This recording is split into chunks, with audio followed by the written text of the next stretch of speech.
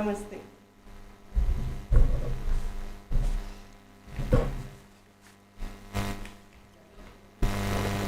Kindly have your seats. Make yourself comfortable. Please come in front. Where are you sitting back?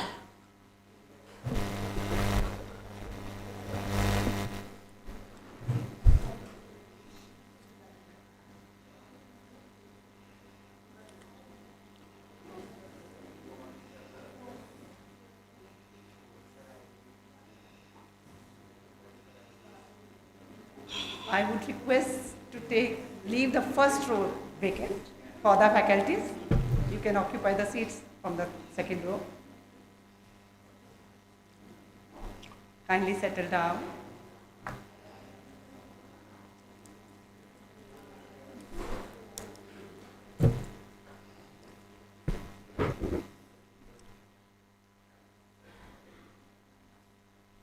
All settled? Now, as the sacred tradition of Kaivalya, now you all know the chant as well. Let's begin today's morning with Sahana Vavatu part. For that, I request all of you to sit comfortably, shoulders rolled back, eyes gently closed, hands in Namaskar Mudra in front of your chest. With the next deep breath in, let's chant together. Sahana Vavatu Sahanau Bhunaktu Sahaviryam Karvavahai Tejasvina Vadhitamastu Ma Vidvishavahai. Om Shanti Shanti Shanti. Very slowly and gently release your hands and allow your eyes to open.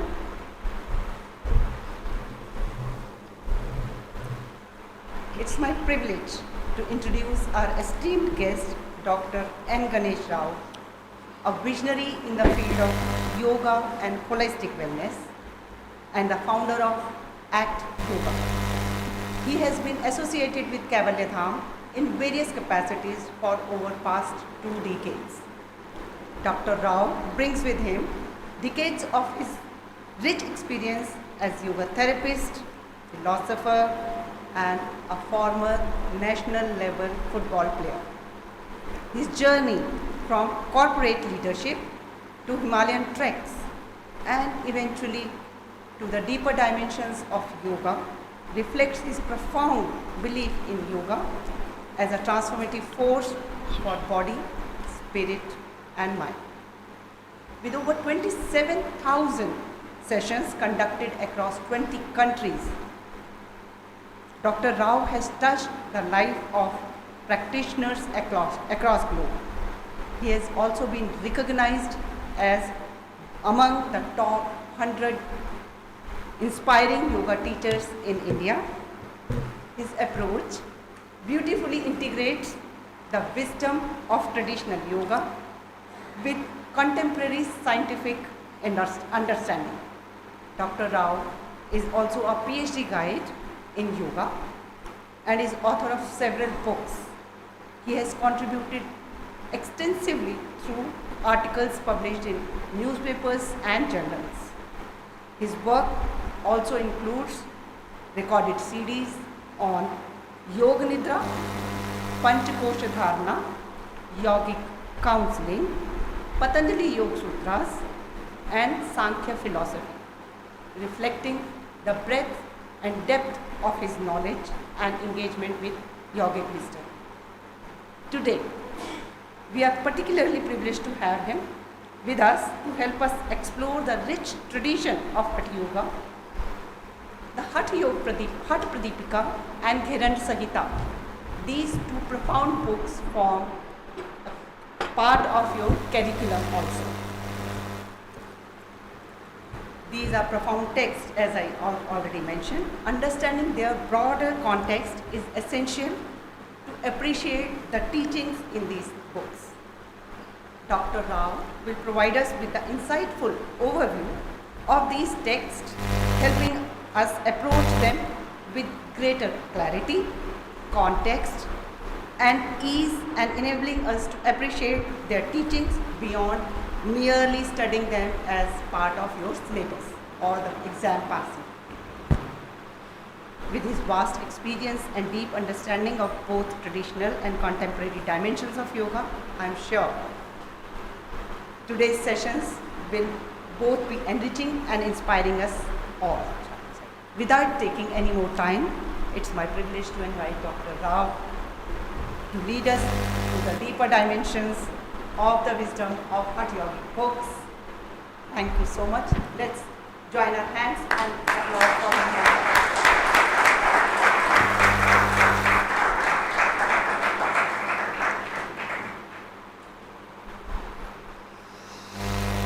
Thank you very much, Ragini ji.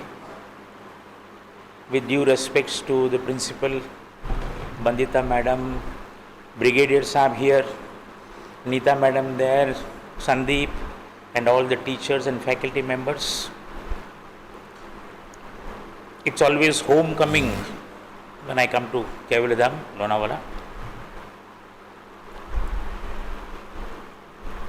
I shall be talking on Haṭha Yoga, with special reference to Hatha Pradipika and Geranda Samhita.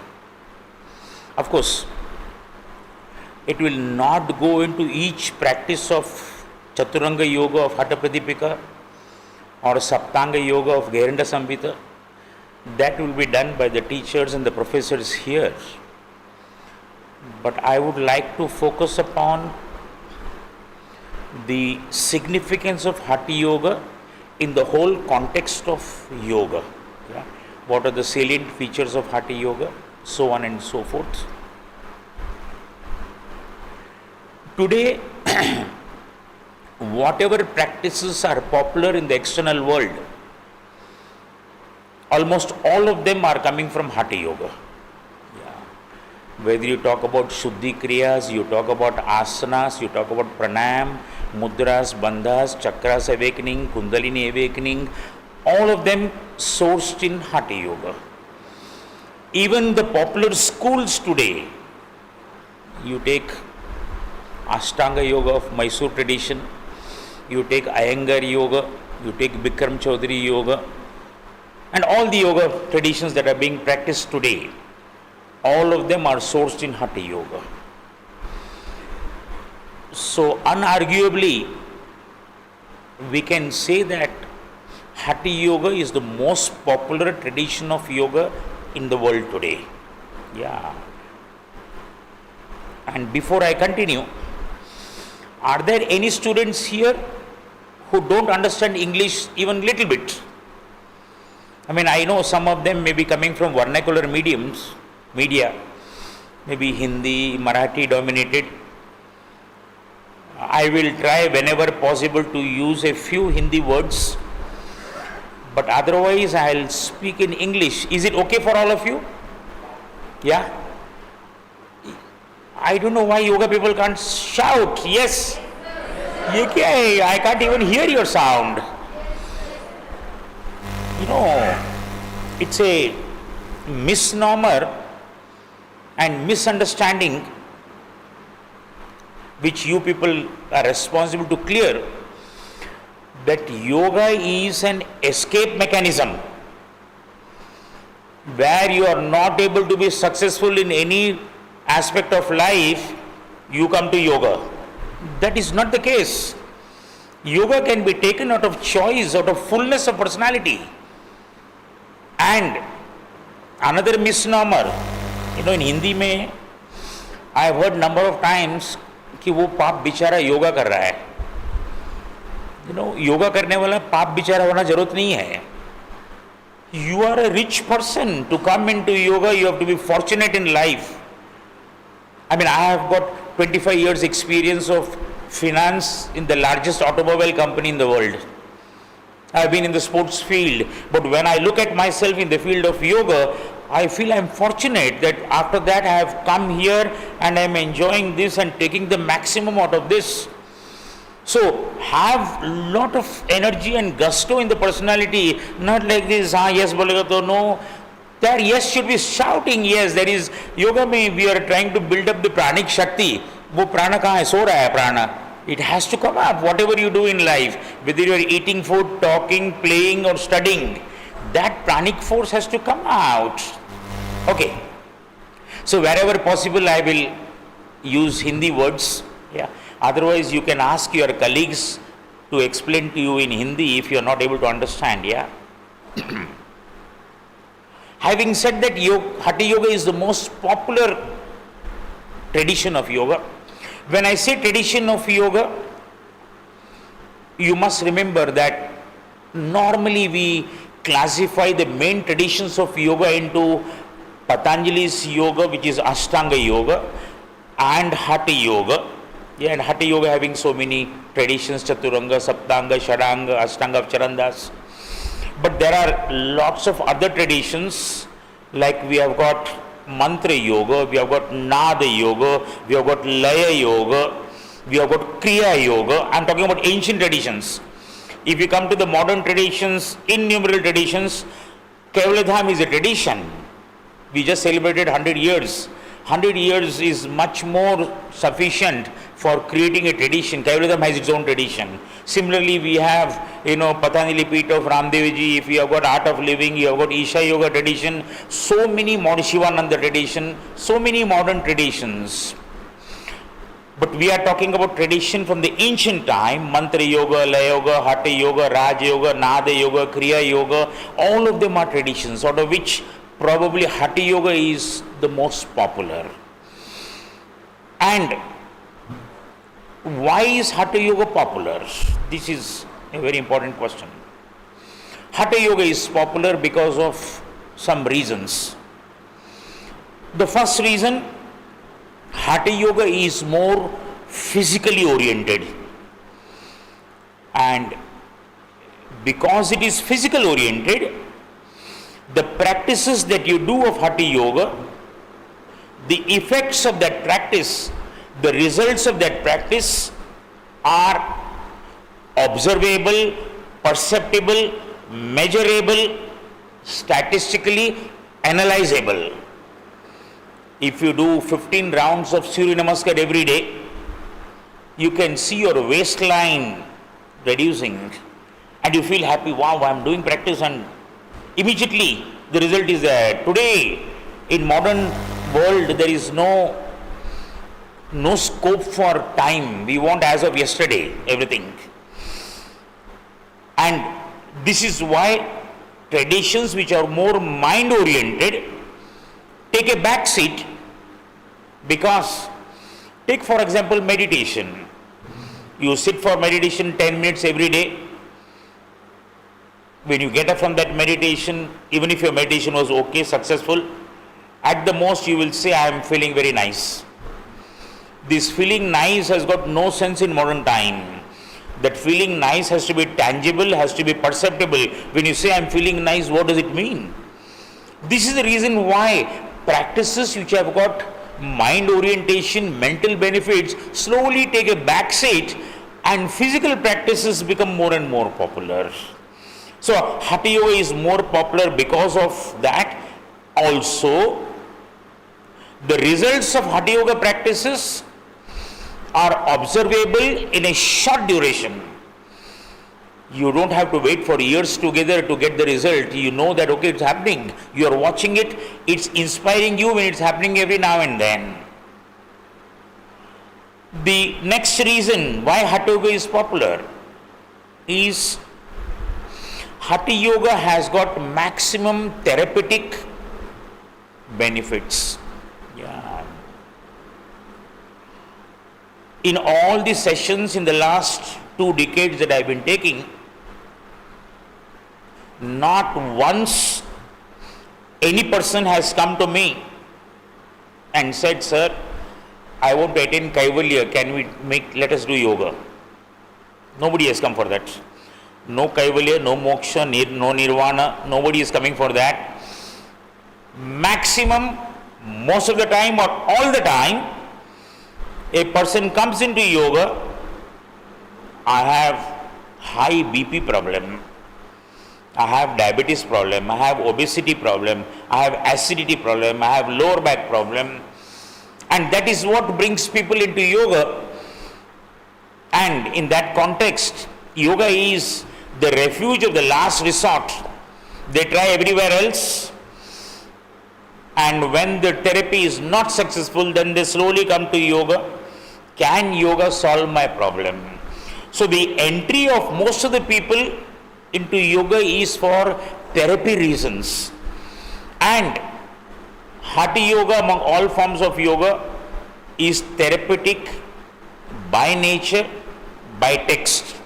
If you take Hatha Pradipika, Gherna Samhita, it clearly says, do this practice, these problems will be sorted out. If you have these problems, do these practices. So direct therapy is mentioned in Hatha Yoga. That is why Hatha Yoga becomes more and more popular. Coming to the background or the origin of Hatha Yoga. In India, in ancient India, our spiritual tradition can be classified into two branches. One tradition is called the Agama tradition. Another tradition is called the Nigama tradition. The Nigama tradition gives rise to the Vedas. The Agama tradition gives rise to the Tantra. And from Tantra, Hatha Yoga originates. From Vedas, Yoga Darshana, Patanjali's Yoga, and Ashtanga Yoga. So the lineage is very clear. From Agama tradition, Tantra, from Tantra, Hatha Yoga, from Nigama tradition, Vedas, Yoga Darshana, Patanjali's Yoga Sutras. So normally we contrast what is the Hatha Yoga tradition vis-a-vis what is Patanjali's Ashtanga Yoga, Patanjali Yoga Sutras. A very clear demarcating line between the two. Most of the Agama texts, whether you talk about Shaivagama, from where Kashmir Saivism comes, whether you talk about Vaishnava Agama, which are also called as Pancharatra texts, or Agama texts which are aligned to Shakti, Shaktagama, okay. All these texts are post-Vedic chronologically. Vedas are earlier to them. Yeah. In fact, you will be surprised to know that in ancient times, people who followed Vedas used to shun tantrics, who used to follow Tantra.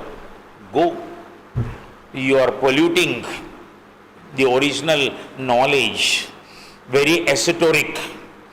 And the tantrics used to assert, no, we are a part of Vedas. So Tantra is to be called as Shruti Shaka Vishesha. Shruti means Vedas, Shaka means branch. So we are a special branch of the Vedas. Yeah. But having said that, from Tantra comes Hatha Yoga. From Vedas comes Patanjali's Yoga Sutras, Ashtanga Yoga. Difference is very clear. The Hatha Yoga is physical, Patanjali's Ashtanga Yoga is mental. Even one simple fact will bring out it very much in the open.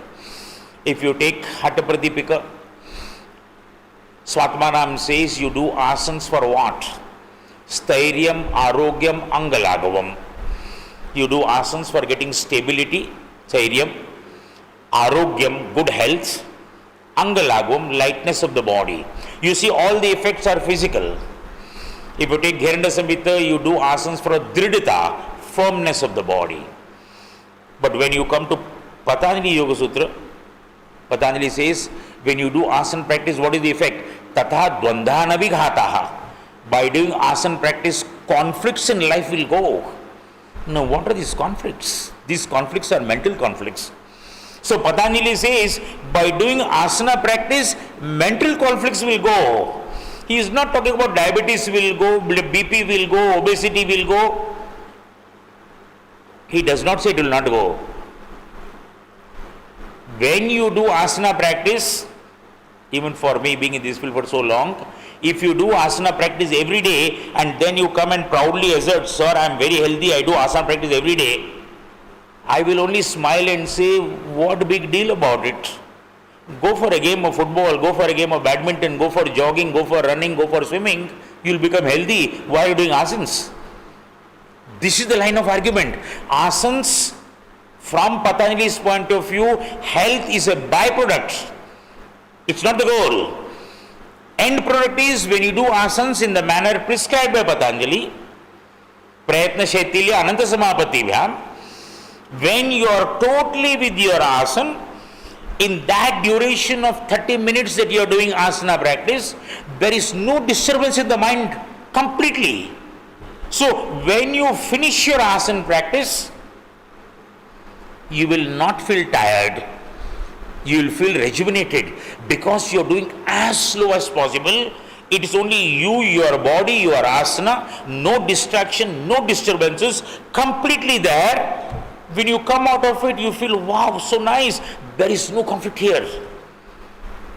A very clear example is, you can try this next time. After you do Shavasana, try to get angry. See if it is possible. It is not possible because Shavasana gives a parasympathetic shift to the body. You become more tranquilized, you become more cool.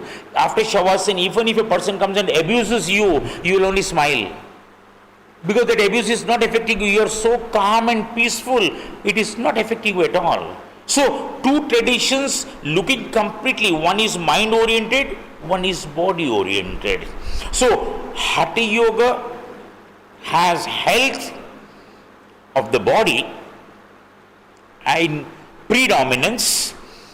Of course, health of the body leads to health of the mind. Finally, transcendence of the mind, Unmani Avastha, no mind state, self-realization. But it starts with health.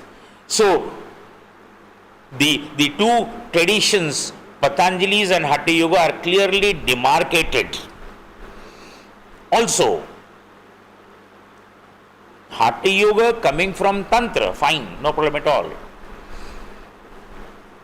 In Vedas, the fourth part of the Vedas is called Upanishads. Okay. We have Samhita, Brahmana, Aranyaka, Upanishads. Fourth part is Upanishads. And if you go into it, these Upanishads are of 5 categories. One category of Upanishad is called Mukhya Upanishad. Another category is called Shaiva Upanishads. Upanishads where Shiva is the deity. Vaishnava Upanishads, Vishnu is the deity. Sannyasa Upanishads. The whole bunch of Upanishads only giving you details about what is the style of life of a renunciate, of a sannyasi. That is the Sannyasa Upanishads. And finally, we have what is called as Yoga Upanishads. One whole branch of Upanishads is called Yoga Upanishads, and these Upanishads chronologically are earlier to 6th century BC, before Buddha came. Buddha came in the 6th century BC. It is before that the Yoga Upanishads are there. And these Yoga Upanishads talk about Hatha Yoga. They talk about Mantra Yoga, Laya Yoga, Hatha Yoga, Raja Yoga, Nada Yoga. They are not in vogue because reading and deciphering becomes very difficult. It's bits and pieces. It's not well organized like Patanjali's Yoga Sutras. The Yoga Upanishads do not give a very clear-cut picture of what, but you can get gems of yogic wisdom from Yoga Upanishads. So, Hatha Yoga does have little bit of Vedic resource also when you talk about Yoga Upanishads. Having gone into the root there, Historically speaking, after Buddha came in the 6th century BC. Yeah. After Buddha, the influence of Buddhism spread like wildfire, subjugating all the Vedic lore all over the country. And with Buddha and Buddha's influence spreading, it so happened that spirituality was identified with meditation practice. Understand clearly what I am talking about. Spirituality identified with meditation practice. So if you say I am spiritual, it means I am meditating. And Jainism, Buddhism, the Nastika darshanas in our country, laying more emphasis on yamas and niyamas. And when that started happening, fine, no problem with meditation being spiritual in nature, yes it is. But the preparatory practices for meditation were completely neglected. If you are familiar with Patanjali's Yoga Sutras, Ashtanga, the first 5 limbs, Yama, Niyama, Asana, Pranayama, Pratyahara, these are called as Bahiranga Yoga. Why Bahiranga? Bahiranga means external yoga. Why external? Because they are preparatory in nature. They prepare you for the next 3 angas, Antaranga Yoga, Dharana, Dhyana, Samadhi. This Dharana, Dhyana, Samadhi put together is called meditation in yoga. So the first 5 limbs, Yamas, Niyamas, Asana, Pranayama, Pratyahara, are preparation for meditation to happen. Without preparing for meditation, you cannot meditate. Unfortunately, in modern time, it has become a style to say, I also meditate half an hour every day. And most of the time you hear this from affluent circles, from people who are successful in life, in the empirical field, who are holding good posts in corporate bodies, that I also meditate half an hour every day. And being in the field of yoga for more than 25 years, immediately when the person says that, one question comes to the mind. And that question is, fine, very good, you are meditating half an hour every day. But what do you do the other 23 and a half hours? Because if the 23 and a half hours of the other part of the day is not meditative, you can never do half an hour meditation. Half an hour meditation happens only for veteran meditators who have practiced meditation for 20-25 years.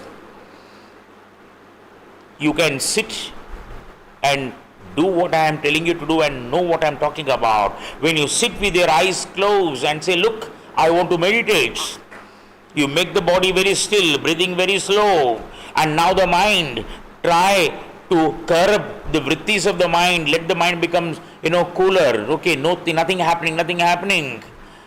You will find instead of nothing happening, the mind goes to 6th gear. All the things start happening. What you did yesterday, what you spoke to this person. If you have had a fight with a person, only that person's face comes in front of you when you are meditating. And most of the time, if you sit for 5 minutes, in a minute, 2 or 3 minutes, you will get up and say, no, not today, I will start from tomorrow. The tomorrow will never come. Meditation is not easy. It requires preparation. It requires preparation for the rest of the day. That is why as yoga students, as yoga practitioners, never talk about doing meditation. Talk about being meditative. Don't talk about doing yoga.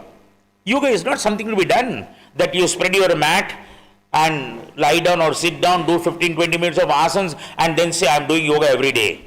There is nothing to do in yoga. The most important thing is, am I yogic or not? That half an hour asana practice you can easily do, But if you are roaming around in the streets inside Kaivaladham, talking loudly, using abusive language, overeating, not having consideration for people around you, that half an hour is not yoga, it is exercises. We don't talk about doing yoga, doing meditation. We talk about being yogic, being meditative. And when I say being, it means how do I sit down? How do I get up? How do I talk to people? How do I treat nature? What are my priorities in life? What is my equation with my desires in life? How many desires I'm entertaining? This is what makes you more yogic, not your practice. That practice half an hour any person can do. So come back. After Buddha's influence, spirituality identified with meditation. Yamas and niyamas, more focus. When that starts happening, slowly the problem starts happening. It's not easy to meditate. Whether you talk about vipassana or you talk about anapanasati, if you don't prepare, it will not happen. From 4th century AD, Mahayana Buddhism started becoming popular. If some of you are having a background in Buddhism, originally it was Hinayana Buddhism, then Mahayana Buddhism. When Mahayana Buddhism started happening, tantric aspects started getting incorporated into Buddhism. And then by the time 6th, 7th, 8th century happened, legends of yogis like Matsyendranath and Gorakshnath came on the scene. Matsyendranath is considered as the father of Haṭha Yoga number of times. What Matsyendranath and his band of companions did in yoga was they extracted from that Tantra, Haṭha Yoga and Raj Yoga concepts aside, completely weeded out the esoteric tantric rituals. I mean, today also, if a person is not initiated into this field, if you talk about Tantra to the person, even if you utter the word Tantra, the first thought that comes to the mind is black magic. Because it is very esoteric. This is very normal. We are not into it. I mean, Tantra is a sacred science. But because we are not initiated into it, the first thought that comes is, okay, the practice are grotesque practices.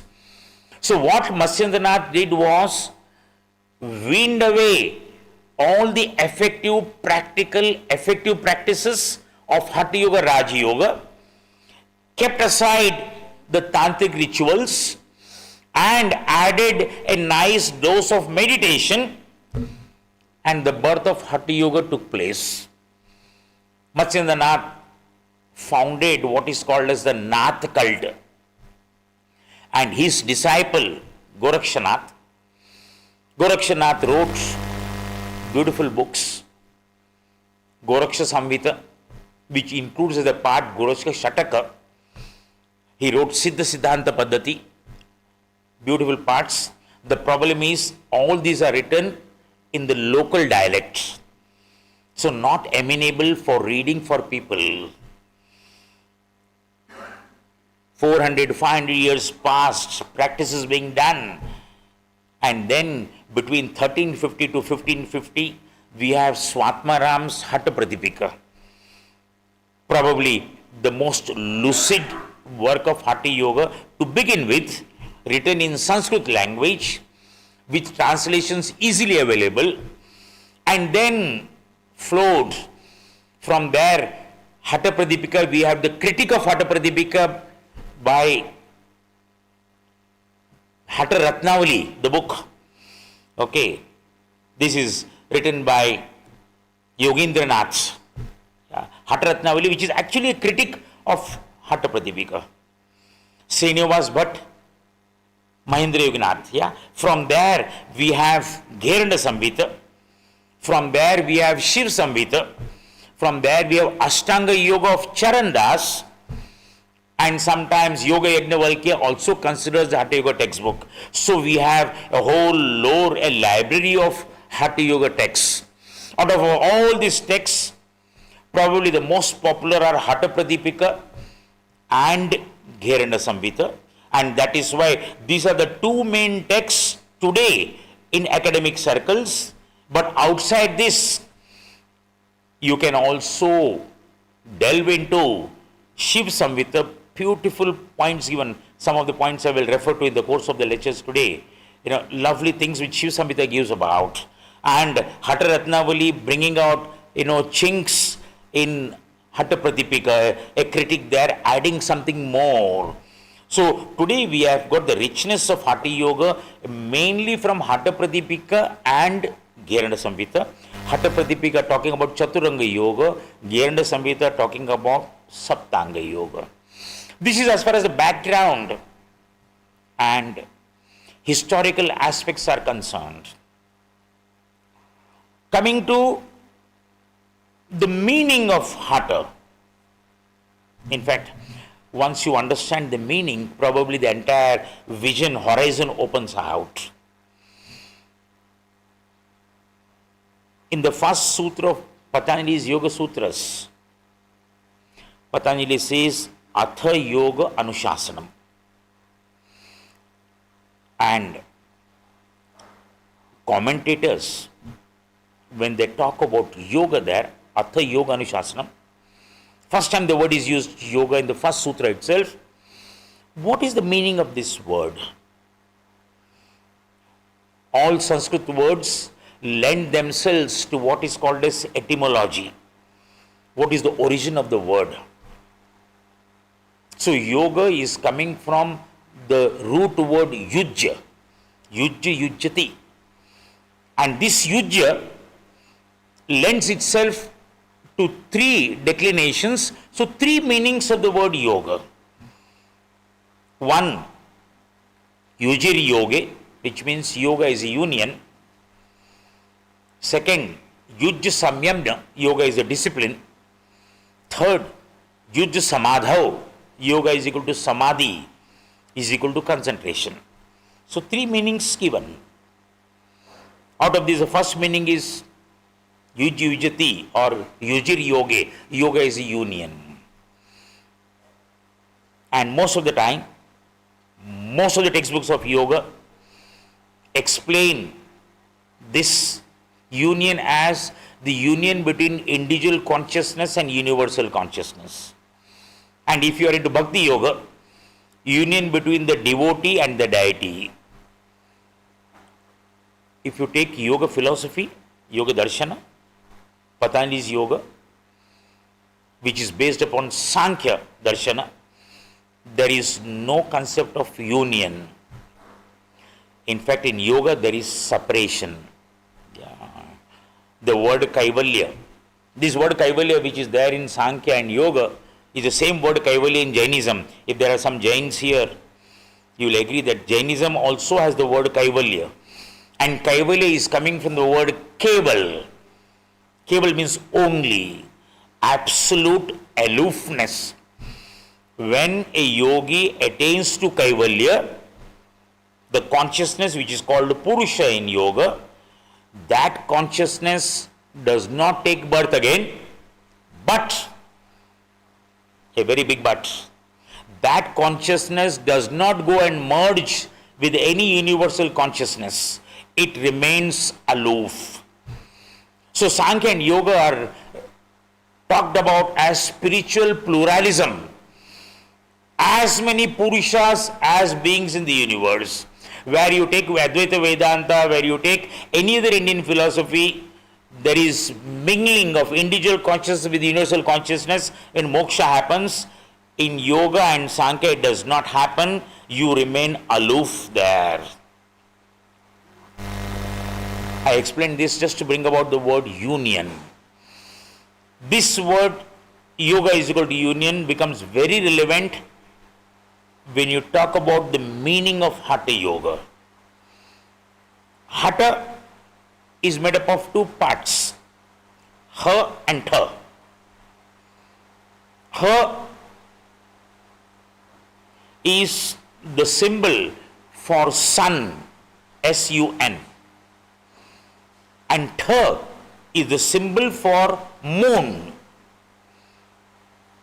So Haṭha is the union between the sun and the moon. Haṭha Yoga is that yoga which harmonizes the sun and the moon aspects in the human being. This is the etymological meaning of the word Haṭha. Now, elaboration of this Ha and Tha. Ha is the sun.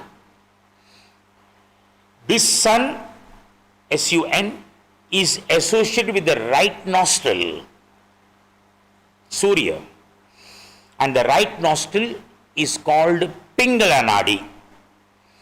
Left nostril is the moon, associated with Ida Nadi. The right nostril, it is Surya Nadi, Pingala Nadi, associated with sun. When you breathe with the right nostril, it is always heating, always energizing, always extroverting. When you breathe with the left nostril, moon, cooling, tranquilizing, introverting. I've just given you the tip of the iceberg. Now the question is, what do we mean by union of this? Why union has to happen? And this is where the entire essence of pranayama you will find. What is that essence? The essence is, if at any point of time, even now, if you keep a finger here and breathe out, you will find one nostril is breathing more than the other nostril. You can check this any point of time. This is not because we are all 40 pieces. This is natural, this is biological. This is called alternate rhinitis. So if I am breathing more through right nostril now, if you breathe out, you will come to know. My right nostril is breathing more. So what is alternate rhinitis? At any point of time, the heart supplies more blood to one nostril compared to the other nostril. So at this point of time, my heart is supplying more blood to my left nostril as compared to the right nostril. So when more blood comes to the left nostril, the blood vessels in the left nostril, they dilate, they become bigger. And when they become bigger, the aperture becomes less. So the breathing becomes lesser there.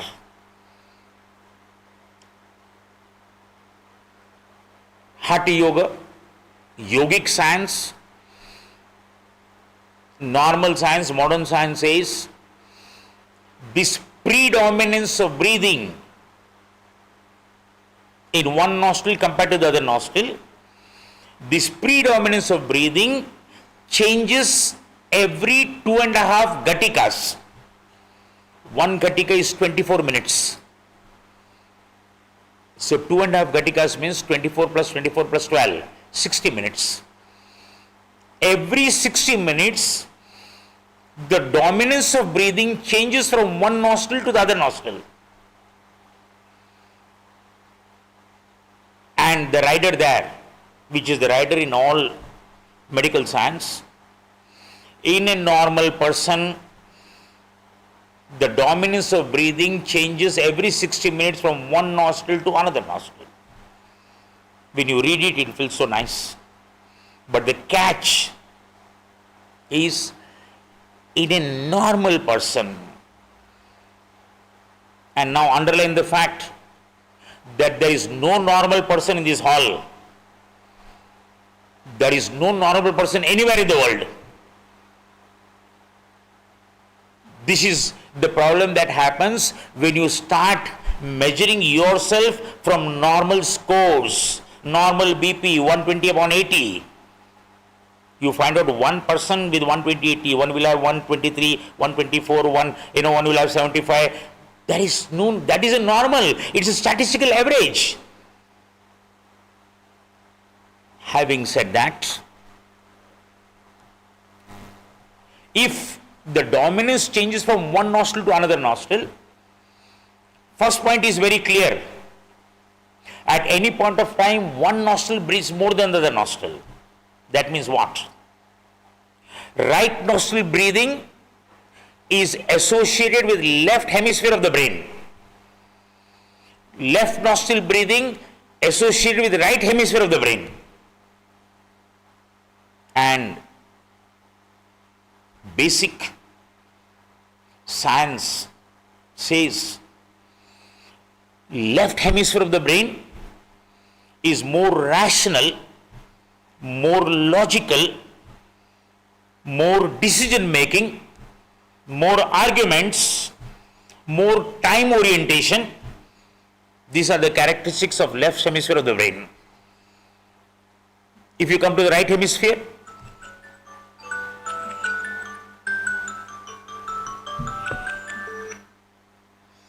my time says I must give a break of 5 minutes to all of you.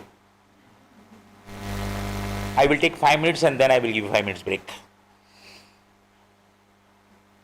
45 minutes is the concentration span of human mind, which modern science came to a conclusion 50, 60 years back. So most of our lectures in schools, colleges were 45 minutes. But this science is 50, 60 years old. If you take today's science, concentration span is not more than 1.5 minutes. With all the gadgets available, so I am stretching your concentration span, bear with me, 5 minutes more. Where I have given you the description of the left hemisphere, what is the right hemisphere doing? Right hemisphere is more emotional, more feelings. It's more creative, more art and aesthetics. It's more space oriented. These are the two properties of the two hemispheres of the brain. So if at any point of time one nostril is breathing more, it means one hemisphere of the brain is working more. It means at any point of time we are lopsided human beings. This is without exception. Right nostril breathing will make you more physical, your vital functions, physical functions will be there more energy, more activity. Left nostril breathing, more mental functions dominating, more cooling, more tranquilizing, stimulates parasympathetic nervous system. This stimulates sympathetic nervous system.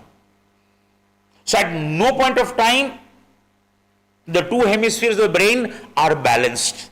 We are not balanced human beings. And this is not the end of the story. This is at any point of time.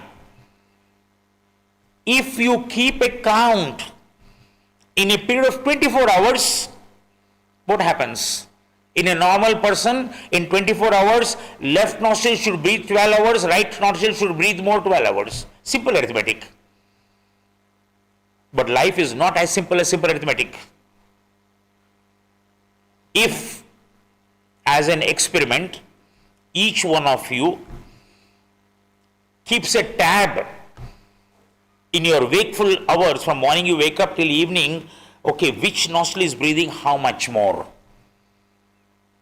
You will not be surprised, you will be shocked.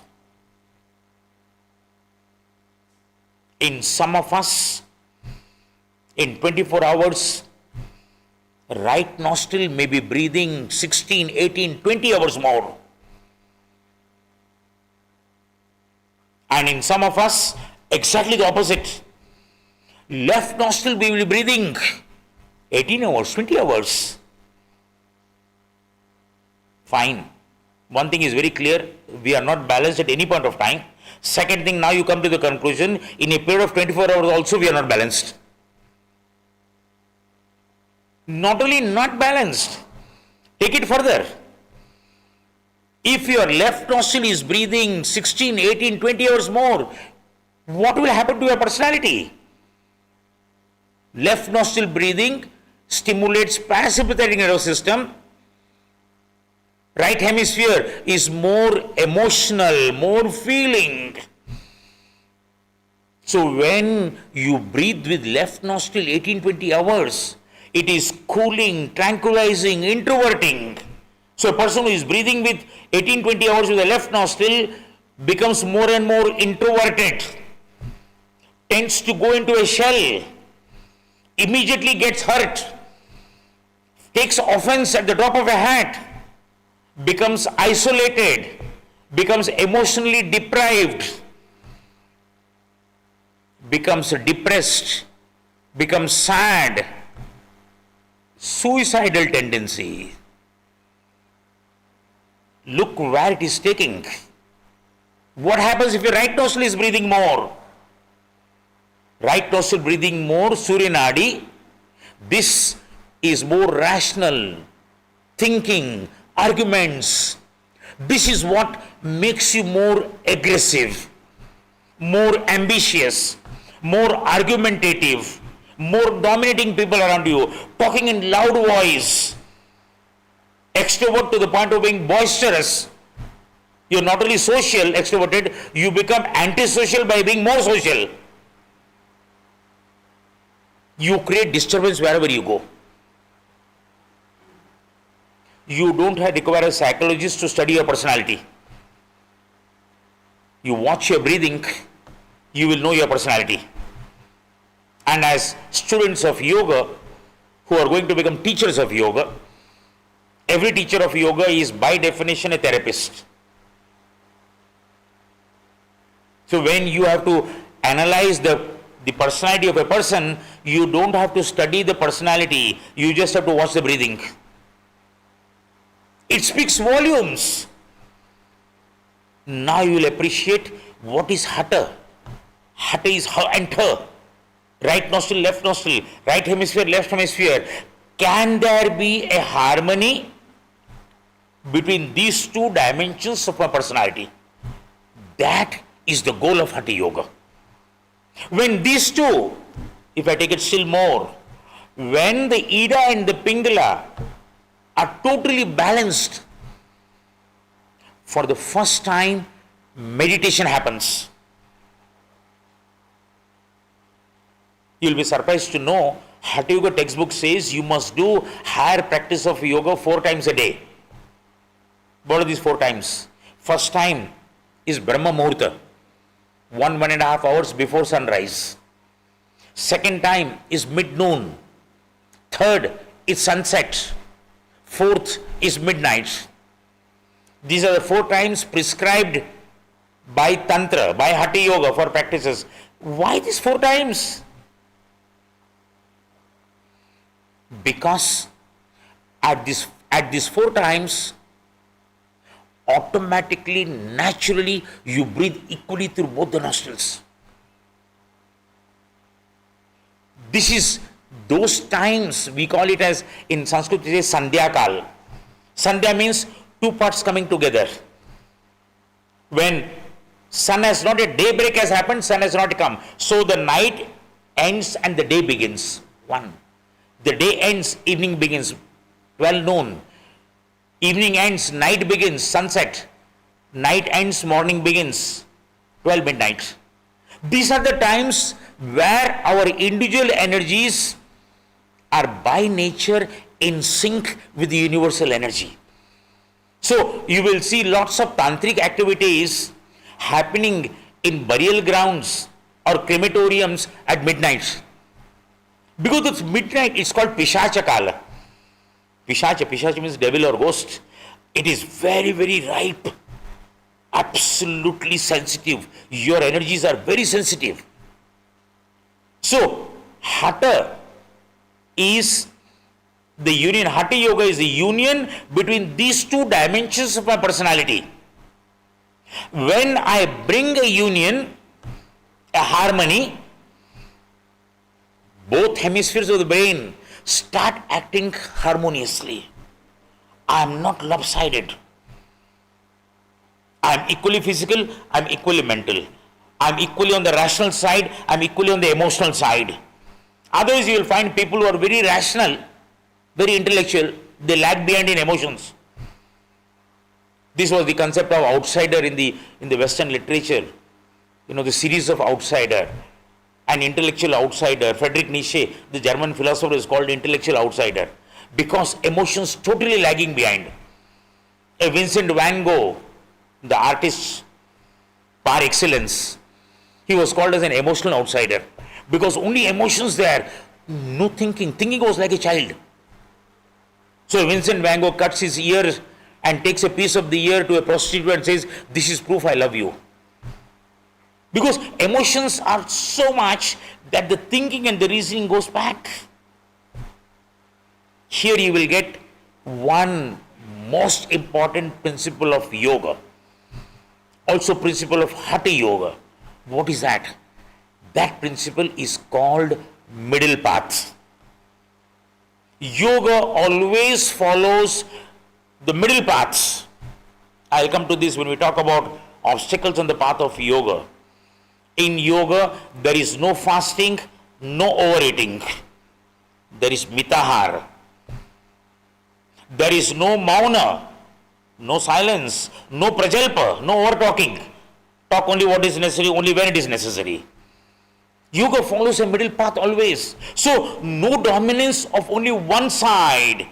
It is a total rounded personality. You are at home, whether it is emotions or thinking or reasoning, doesn't matter. You are equally at home. Whether it is the body or the mind, equally developed. I have trained about 5,000 children in the football ground. And one common excuse, sports people know we don't find time to study, so if education lags behind, it's okay. No, it's not okay.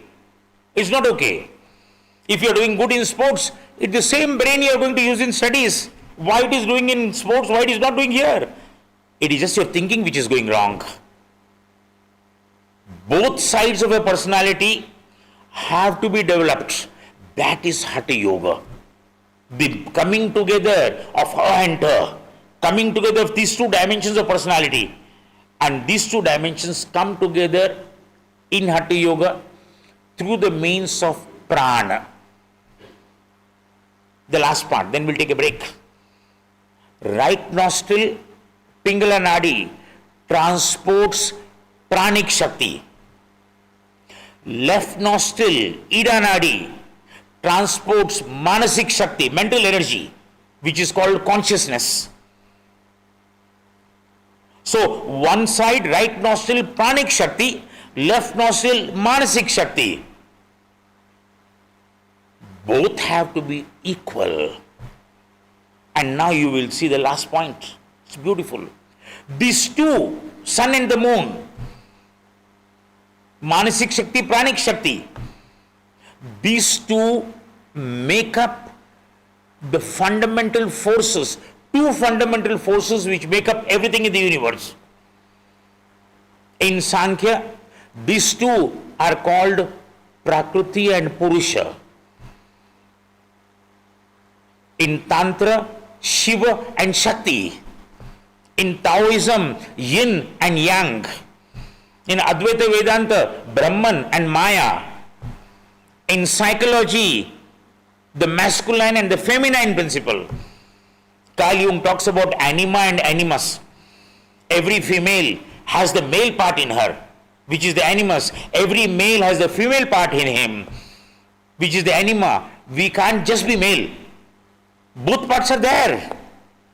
These two are the fundamental forces which make up everything in the universe. In us, these two forces are coming from the right nostril and the left nostril. You breathe into the right nostril, you are taking pranic Shakti. You breathe into the left nostril, Manasik Shakti. Manasik Shakti is consciousness, pranic Shakti is energy. So in layman's term, the two fundamental forces which make up everything in the universe is consciousness and energy. Everything is alive, everything is conscious. Even the stone, you'll be surprised. Even the stone has consciousness. Sankhya will say the consciousness, the Purusha in the stone approaches zero. It is not zero, it approaches zero. The Prakriti in the stone approaches infinity. Because there is consciousness there, you will appreciate whenever we build a temple, we do prana pratishtha. What is the prana pratishtha? We bring an idol of God which is only stone. And then you do pratishtha. You establish the prana there. Prana is already there. You are invoking the prana there. Everything is living, everything is conscious. These are the two principles which Hatha Yoga tries to bring together. 5 minutes break.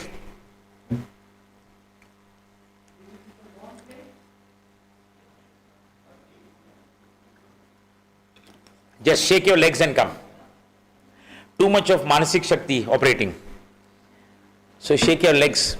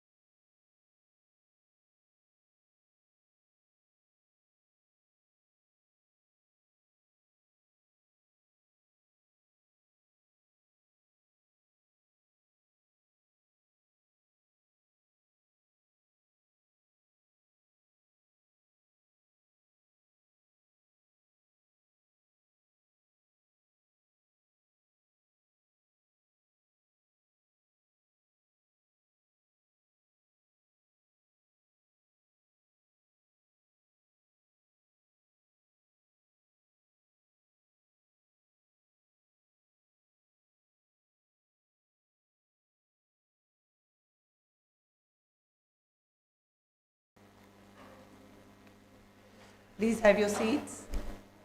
Check your mobile phones once again.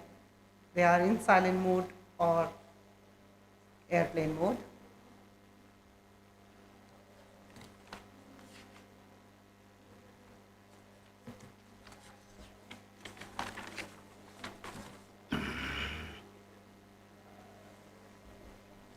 Thank you so much, sir. Shall we start? Back straight, 1 minute of Kapalbhati. Kapalbhati is supposed to wake you up. Back straight. Take a short breath.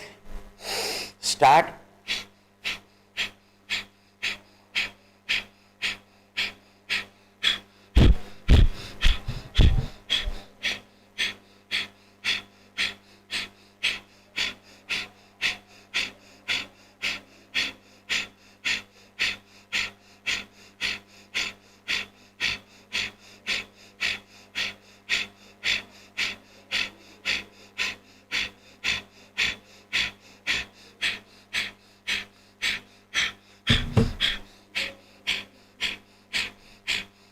Stop.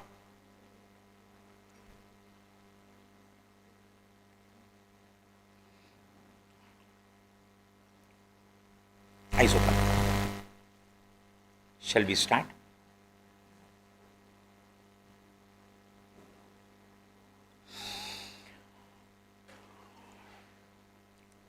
Are all of you with me? You are able to follow what I am saying? Yeah. Is it okay? Am I going too fast, too slow? Yeah, it's okay. Yeah.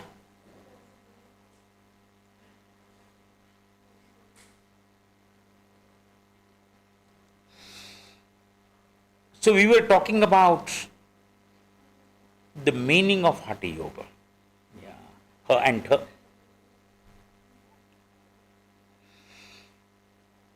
Hatha Yoga is considered as a preparatory practice, preliminary practice for Raja Yoga, for Kriya Yoga, for Kundalini Yoga, because it is more physical oriented.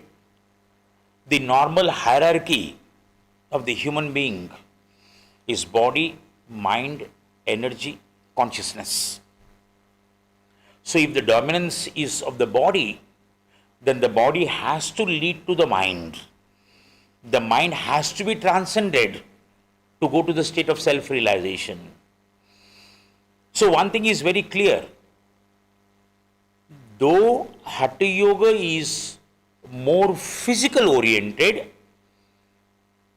the goal of Hatha Yoga is not just body beautification or body health. That physical health is a means for going towards the mind. This is very clearly mentioned in all Hatha Yoga texts. Also,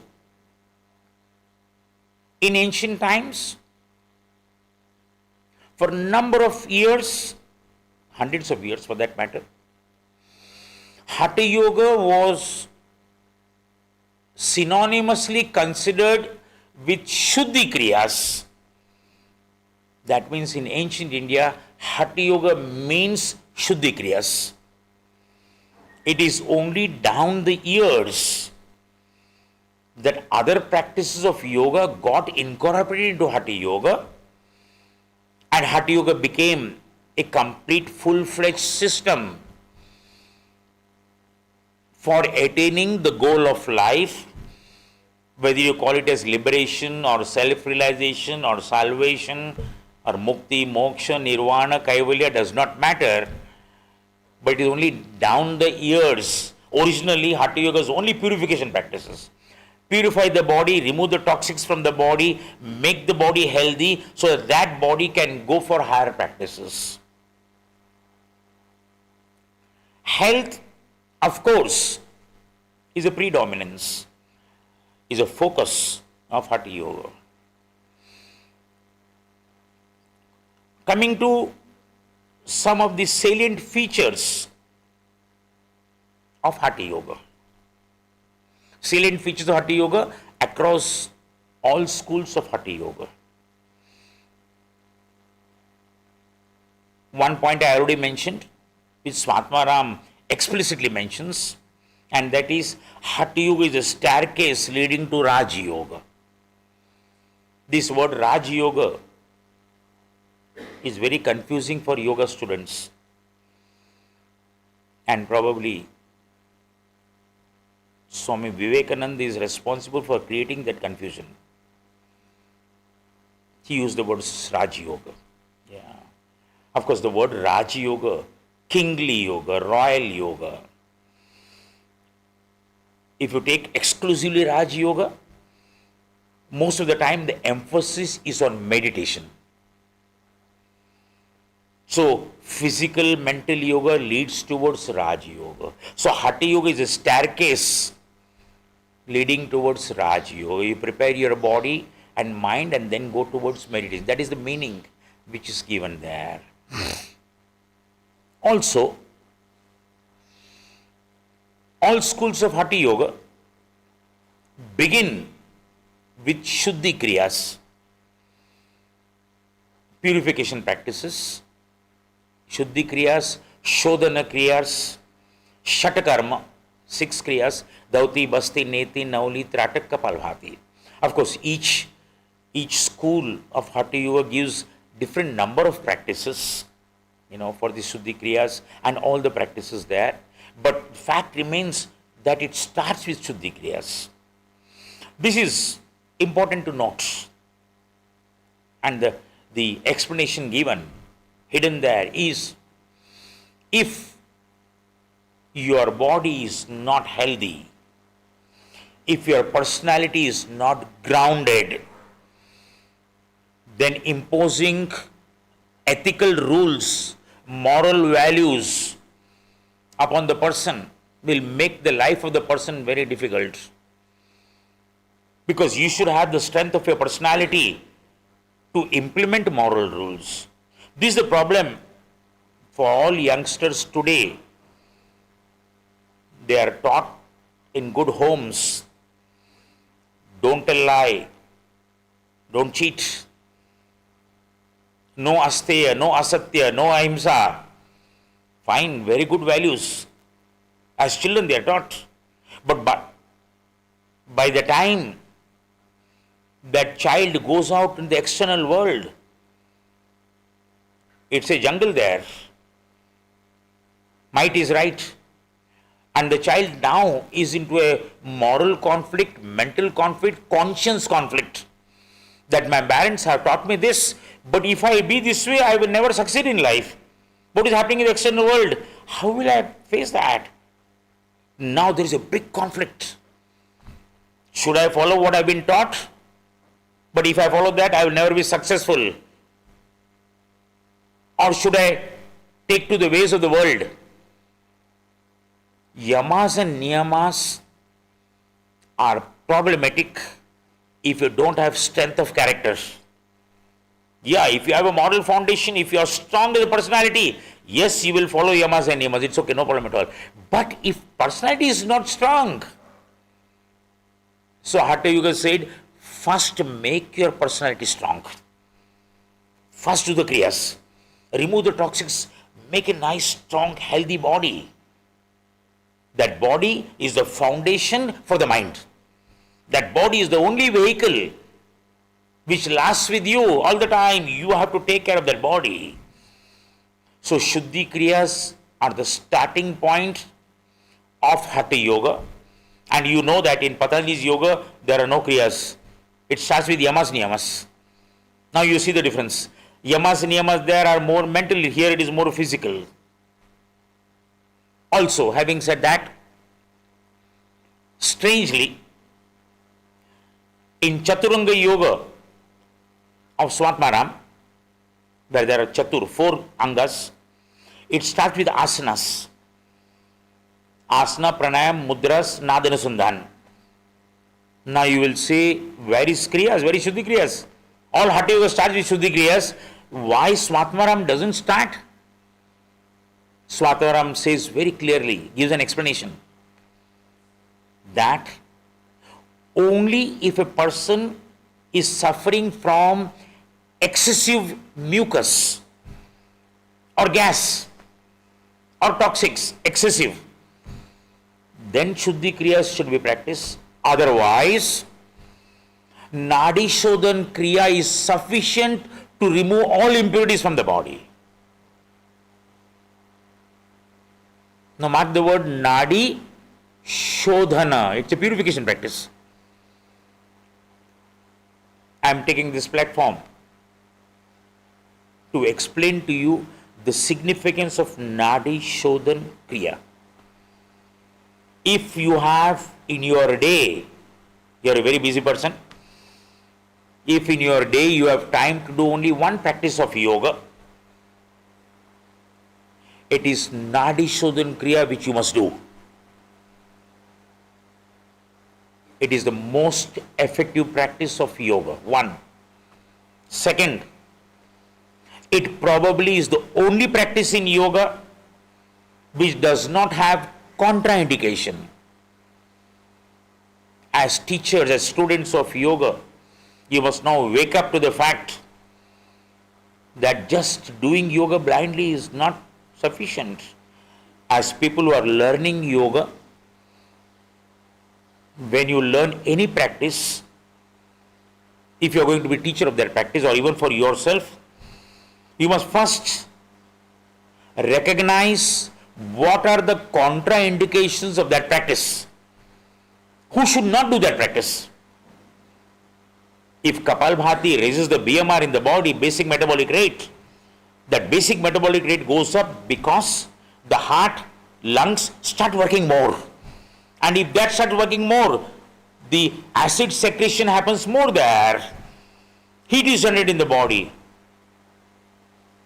So, if a person has got suffering from hyperacidity, you make the person do Kapalbhati, acidity will increase. If the person has got high BP, cardiac problems, then Kapalbhati, extreme Kapalbhati will aggravate the problem. If you have undergone recent abdominal surgery, if you are doing Kapalbhati, what is being healed up starts again getting opened out. So, whenever, if you have got back problems, lower back problems, if you bend forward, it will aggravate the problem. If you have neck problems, if you do Sarvangasana, Shirsasana, it will aggravate the problem. Every practice of yoga across the board, and I say every practice, if a person is going through depression and you say, look, I will give you Shavasana, that depression will blow to the roof. A person who is going through depression, sadness, isolation can never be given, cooling practices or settling down practices, no meditation, nothing. Whenever the mind is troubled, as teachers, I am giving a hint, whenever the mind is troubled, do physical practices. Do not do relaxation practices. Relaxation practice will blow the fuse. So every practice of yoga has got contraindications. It is only Nadi Shodhan Kriya which has got no contraindication. In Vedic times, Nadi Shodhan Kriya, Gayatri Mantra, Surya Namaskar. These were the three practices given to children of 4 and people of 85, 90. Nadi Shodhan Kriya can be done, sitting is necessary to do, but lying, if you are not well on lying also you can do, no problem at all. If you are not getting sleep, do it, no problem at all. Now, why so much significance of Nadi Shodhan Kriya? Nadi refers to the conceptual passages in the body through which prana flows. I am very precise. Nadis refer to conceptual passages, not perceptual. If you take an X-ray or MRI of the body, you cannot see the nadis because they are not perceptual, they are conceptual. They are flow of energy, and energy is not visible. So nadis refer to the conceptual passages in the body through which prana flows.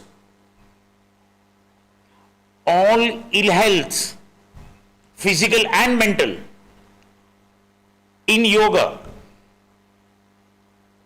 is attributed to impediments or obstacles on the path of the flow of prana. So, there are thousands and thousands of nadis in the body. Every part of the body is connected to a nadi. Even if a thorn pricks at the tip of the toe, you say ouch, because there is prana there. If somebody plucks your hair, you say ouch, because even the root of the hair, there is prana there. So every part of the body, there is some nadi which reaches there, which supplies prana there. When these nadis, passages through which prana flows, that passage is obstructed, impeded, and prana does not flow, ill health happens. In fact, you will be shocked, pleasantly shocked, to realize that what we refer to as traditional Chinese or Japanese medicine, which is called acupressure and acupuncture, is 100% equal to Nadi Shodhan Kriya. Not even 99, 100% equal. Because there, what we refer to as prana, they call it as ki. Ki is the life force.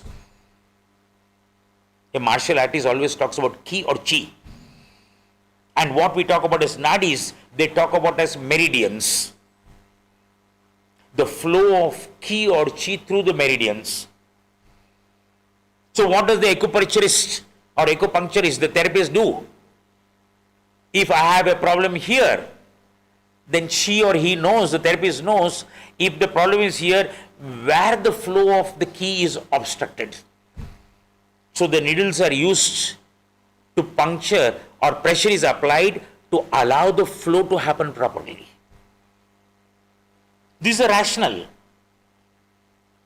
In yoga, we allow the flow to happen by doing alternate nostril breathing. Alternate nostril breathing is also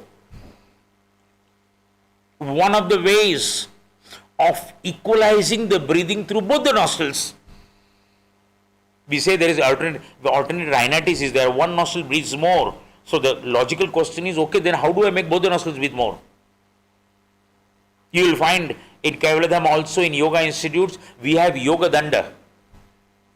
We apply pressure to the axial nerve. The axial nerve, we apply pressure here, this nostril starts breathing. If you apply pressure here, this nostril starts breathing. So we have ways and means. So when I do Nadi Shodhan Kriya, action which purifies the nadis. Now come to the most important point. What are these impurities, these obstacles, these impediments on the path of the flow of prana in the nadis? These are the diet that you take.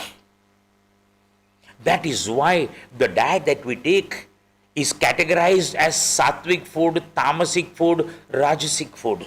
What is this tamas, rajas and sattva? These are three streams of energy. Sattvic food is that food which will make you very quiet in the mind, very calm, comfortable. That's why vegetarian food is coming under sattvic category more. Of course, in vegetarian also there may be rajasic food. That is a different thing. So diet is one. Second, very importantly, your desires. Third, your emotions and feelings. Fourth, your priorities in life. Fifth, your thought process. That is why you see Upanishads talk about Shadaripu, 6 enemies of the mind. Kama, Krodha, Lobha, Moha, Mada, Matsarya. Why are they enemies? Because the moment there is anger in me, acidity will start increasing automatically. The moment there is jealousy, somewhere the flow of prana is getting obstructed. The moment there is lust, kama, somewhere the flow is affected. So, The flow of prana in the paths of nadis is blocked by number of reasons. That is why purification should happen at all three levels: Kaika, Vachika, Mansika. Purification at the physical level, purification at the speech level, Vachika, purification at the mental level, Mansika. Your thoughts, your feelings, your emotions, your desires, these are the main problems. This is what creates blocks. So when you do Nadi Shodhan Kriya, these blocks are slowly removed. Swatmaram says, 80 rounds of Nadi Shodhan Pranayam, 4 times a day, done 3 months continuously, will purify 100% nadis in the body. I repeat, I am repeating it to make you realize what is he talking about. 80 rounds of Nadi Shodhan Pranayam. Distinguish between Nadi Shodhan Kriya and Nadi Shodhan Pranayam. Lots of time you people may find a problem where outside world says Anulom Vilom and you say Nadi Shodhan. What is the difference? In Haṭha Yoga, pranayam happens only when there is kumbhak, only when there is retention. But retention also is wrong, because retention is after you breathe in you retain, but kumbhak can happen after you breathe out also. So suspension also, antar kumbhak and bahya kumbhak, both. Whenever you hold the breath, inside or outside, antar kumbhak or bahya kumbhak, pranayam happens according to Haṭha Yoga. So pranayam talks about 8 varieties of kumbhak. Instead of saying 8 varieties of pranayam, they'll say 8 varieties of kumbhak, because kumbhak means pranayam. So Nadi Shodhan Pranayam means I breathe in, close, hold, then breathe out. There is kumbhak there. It becomes Nadi Shodhan Pranayam. If I breathe in, close, breathe out, no holding, it becomes Nadi Shodhan Kriya. I mean, for a lay person, this distinction is not necessary. But for yoga people, this distinction is necessary. You must go into details. Don't be superficial in your knowledge. Knowledge always happens at 2 levels. One is horizontal, one is vertical. In the present world, with Google Encyclopedia ready with you, it's always horizontal knowledge. Because whatever you know, you Google and say, ah. Unfortunately, what you do that, you think it is knowledge. It's not knowledge, it's information. There is a difference between knowledge and information. Knowledge happens when there is manana, when you start contemplating on what you know. And that contemplation starts solving all the arguments, pros and cons against that. And then you start knowing it in depth. Knowledge happens when you go deeper. As students of yoga, teachers of yoga, particularly students of Kaivalyadham, our institute knows, is recognized for authentic yoga. So don't go out from here with superficial knowledge. You must go deeper into it, deeper into it. Normal people fine, no problem at all. But as a yoga student, a yoga teacher, you must go. If somebody outside asks you the difference, you should be able to say, you can't blink and say, ye to bataya nahi humko. Nahi, bataya nahi, theek hai, you have not thought about it.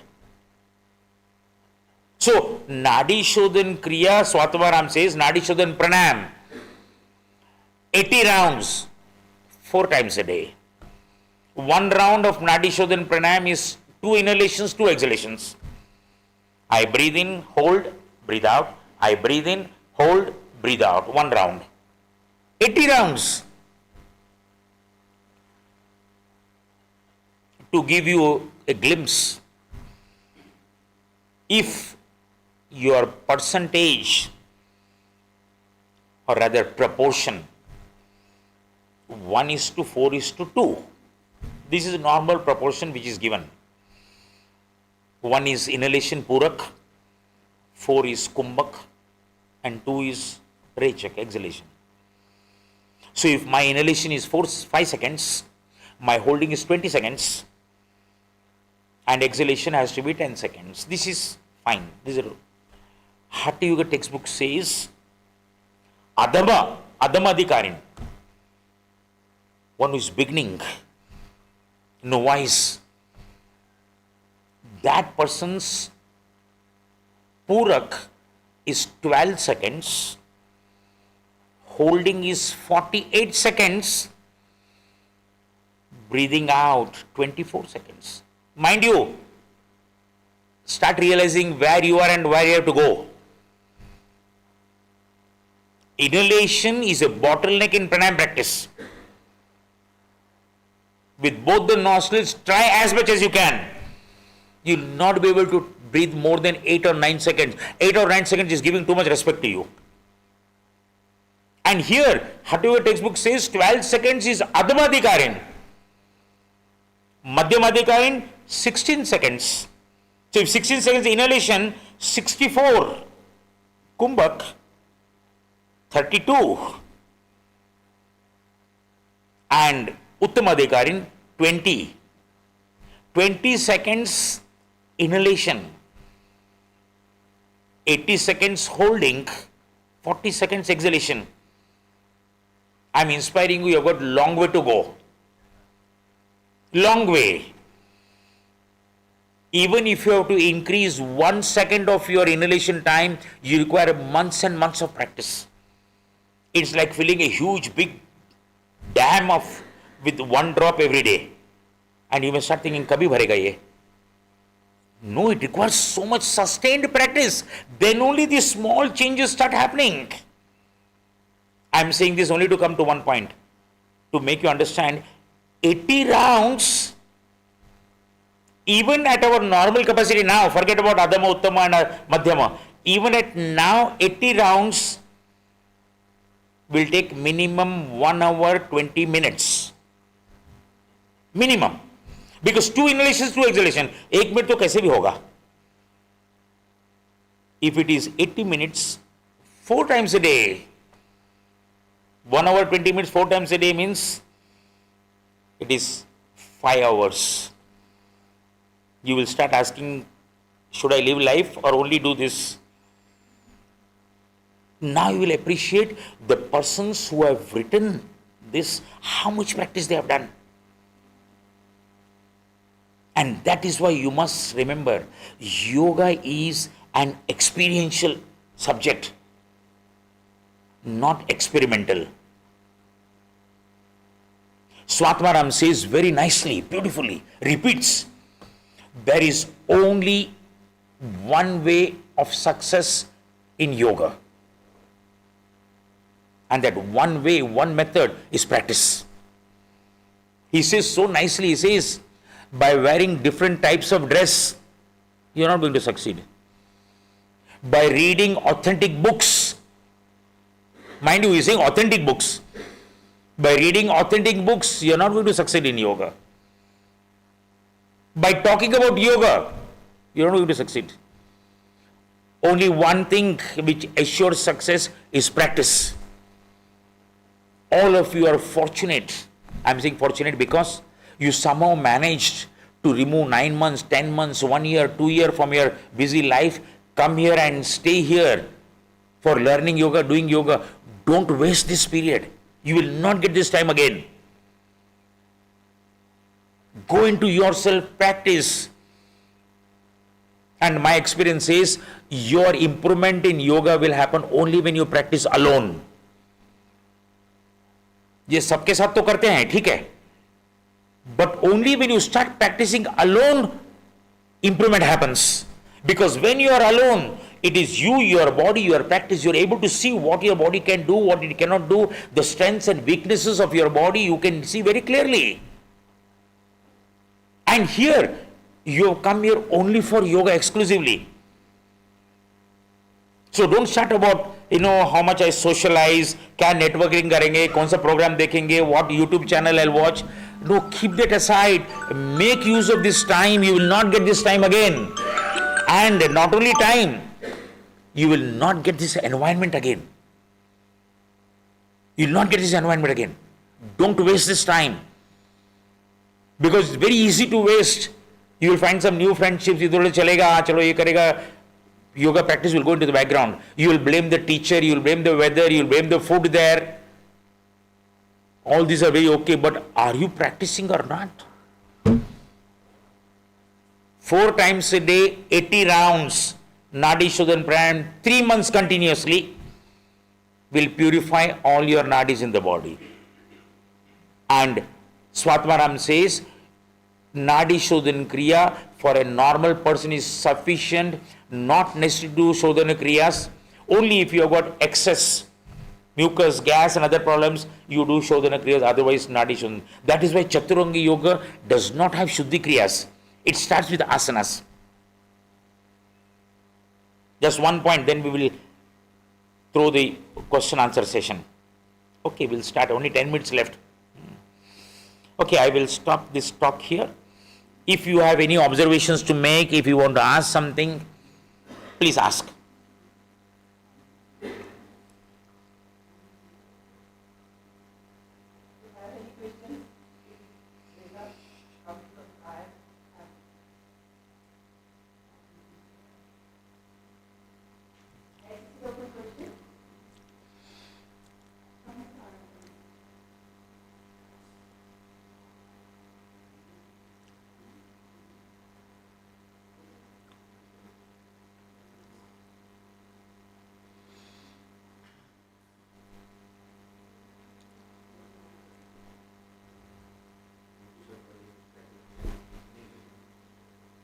थोड़ा सा loud बोलिएगा.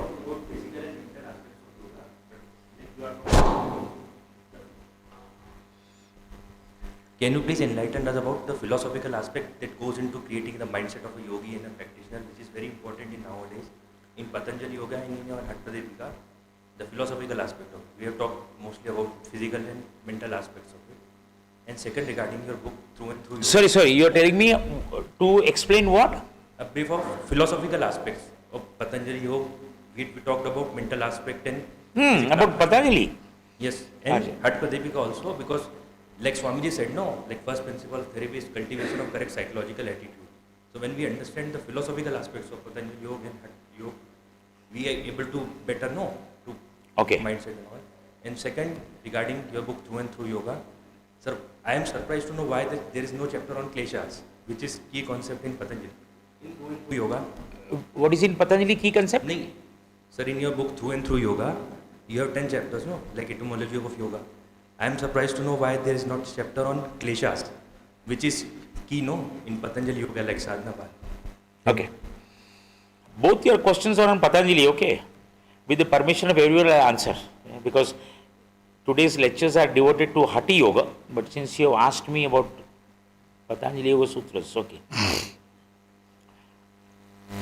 First point is the composition of the human being. Human being is comprised, philosophically speaking, not scientifically speaking. Human being is comprised of Sthula Sharira, physical body, which is made up of the 5 elements, and then Sukshma Sharira, subtle body, which for the sake of convenience we term as mind. Third, Prana. Fourth, consciousness. Okay. So clear, understand? Yeah. If you take the Panchakosha theory of Taittiriya Upanishad, Taittiriya Aranyaka Upanishad, you have Annamaya Kosha, Pranamaya Kosha, and then Manomaya Kosha, Vijnanamaya Kosha, Anandamaya Kosha. So Annamaya Kosha is the physical body, Pranamaya Kosha is the energy body, and the other 3, Vijnanamaya Kosha, Anandamaya Kosha, Manomaya Kosha, are the mind. So everywhere you will have these 3, body, mind, energy, and then spirit, that is consciousness. Yeah. Mind is Sukshma Sharira, subtle body, and always a subtle principle can affect a grosser principle easily. That is why modern science says more than 95% of physical illness is psychosomatic. In modern language, stress oriented. See, if your mind is going through stress, okay, it starts reflecting on the body. 95%, mind you. Whether you take diabetes, you take hypertension, you take asthma, you take acidity, you take skin problems, all of them are coming from the mind. So from the mind it comes to the body. Also, it is not the case that only the mind affects the body also affects the mind. So we have a Latin phrase, mens sana in corpore sana, sound mind in a sound body. If your body is sound, automatically the mind will become sound, because the health of the body gives a fill-up to the positivity of the mind there. So they are interrelated, but having said they are interrelated, mind affects the body much more. Mind and body is affected by pranic shakti, mind is affected by manasik shakti. So Patanjali is on the mental side more, Hatha Yoga is on the physical side more. But having said it is on the physical side, Sage Gerenda, Swatmaram, both of them say, yes, we are emphasizing on the body, but that is not the goal. The body has to lead. In fact, beautifully it said, behind every sick person, there is a spiritual person. Behind every diabetic, there is a yogi. Behind every deceased person, there is an aspirant. So after clearing the health of the body, you have to go, the nature and the personality has to change. Freedom from disease has to lead to freedom from bondage. So, Patanjali is giving more emphasis on the mind. You can see this in all the angas. Your practice of yamas, which are meant for streamlining your equation with people outside, is not meant for you to become a principled person in life. It is meant to ensure that in your relations with outside people, you don't have conflict in the mind. So if this mind does not have conflict, it can go to meditation easily. You are doing asanas for what? You are doing asanas to ensure that health happens automatically, but there are no conflicts in the mind, it can go towards pranayam. You are doing pranayam for what? Dharana sucha yogyata manasaha. If you take Hatha Yoga, Swatahamsa Yoga, what is pranayam? He says, pranayamena yuktena sarva roga kshaya bhavet. By doing pranayam practice, all diseases can go. What is Patanjali saying? Dharana sucha yogyata manasa. Here more emphasis on disease, here more emphasis on the mind there. Everywhere you will find this emphasis there. But Hatha Yogis every now and then say, though it is physical health that we are focusing upon, this physical health should lead to mental health, and finally mind has... See, the goal of Hatha Yoga is Unmani Avastha or Manonmani Avastha. Unmani means no mind, no mind state. That is the goal of Patanjali also, to reach the no mind state where Chitta Vritti Nirodha happens and then you are going to a no mind state. So, practices in Patanjali's yoga is more mind oriented. In Hatha Yoga it is more body oriented. But having said body oriented, the goal is, okay, this body which is made healthy will now ensure that the mind is healthy. Okay. Coming to just two observations on your kleshas. I'm not going deeper into it, it will take 1 hour. Okay, just to give you a glimpse of the significance of kleshas. Patanjali says, Yoga Chitta Vritti Nirodha. Yoga is restraint to the point of stopping of all chitta vrittis. Chitta vritti means modification. Okay, this word modification comes from the epistemology of Sankhya, that whenever I have an experience, my mind modifies itself to the shape of the object of experience. So that word modification. So that vritti you can easily say vritti is equal to experience. So when Patanjali says yoga chitta vritti nirodha, what is saying? Yoga is stopping all experience of the mind.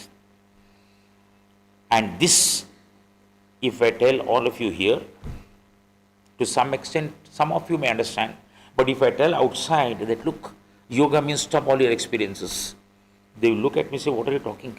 How can I live life without having experiences? This even Patanjali recognizes. So what does he do? In the 5th sutra, he says, vrittaya panchatayyaha klishta aklishta. There are 5 types of vrittis, 5 types of experiences. They are either accompanied by kleshas or not accompanied by kleshas.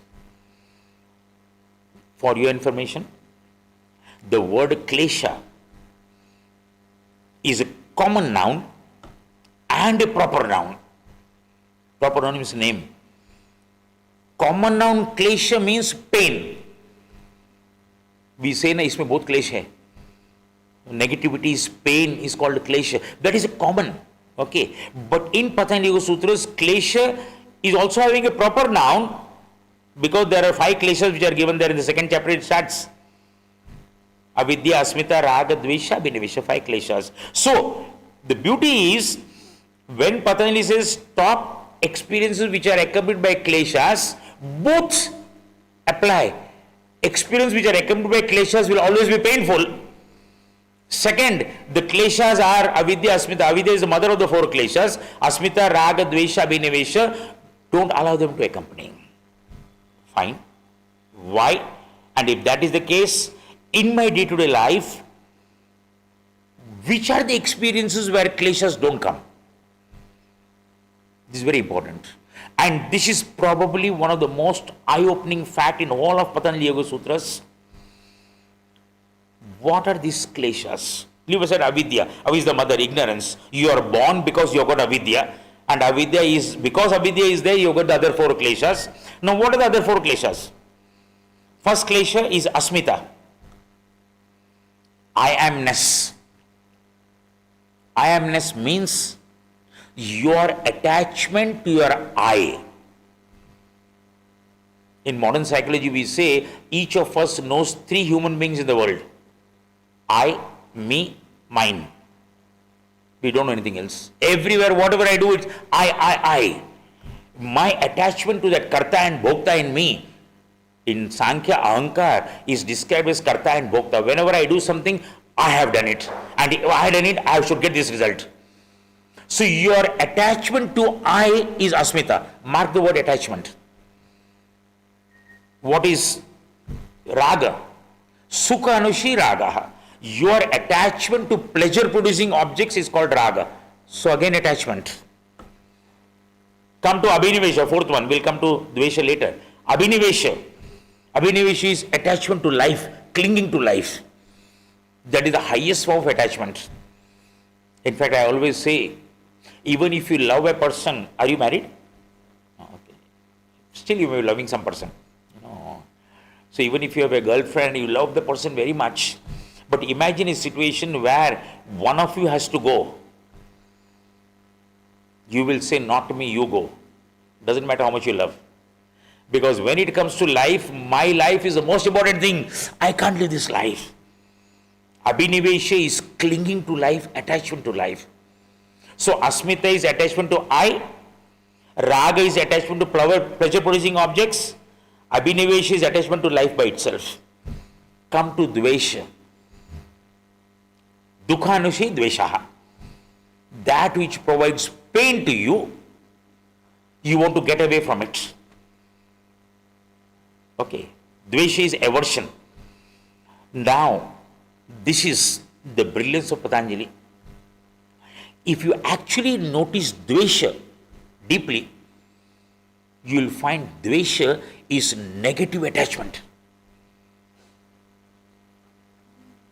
Somebody doing something wrong to you in life, you will never forget that person. 10% doing good to you, you will easily forget. 1% doing wrong to you, you will never forget. I am from the finance field. In financial field, we say, 1% borrowing money from you, you will never forget the person because you have to take back the money. If you are borrowed from 10 people, you will easily forget because they are other. This is what Richard Buck says in one of his books, beautiful books. Be careful what you are wishing for. Why? Be careful what you are wishing for because you are going to get it. He is not saying the other one, be careful what you are afraid of. It is bound to happen. That is why when we do affirmations, in our affirmations, we always have positive affirmation. You never say, I don't want to be unhappy. You say, I am happy. When you say, I don't want to be unhappy, the mind catches unhappy and starts attaching to it.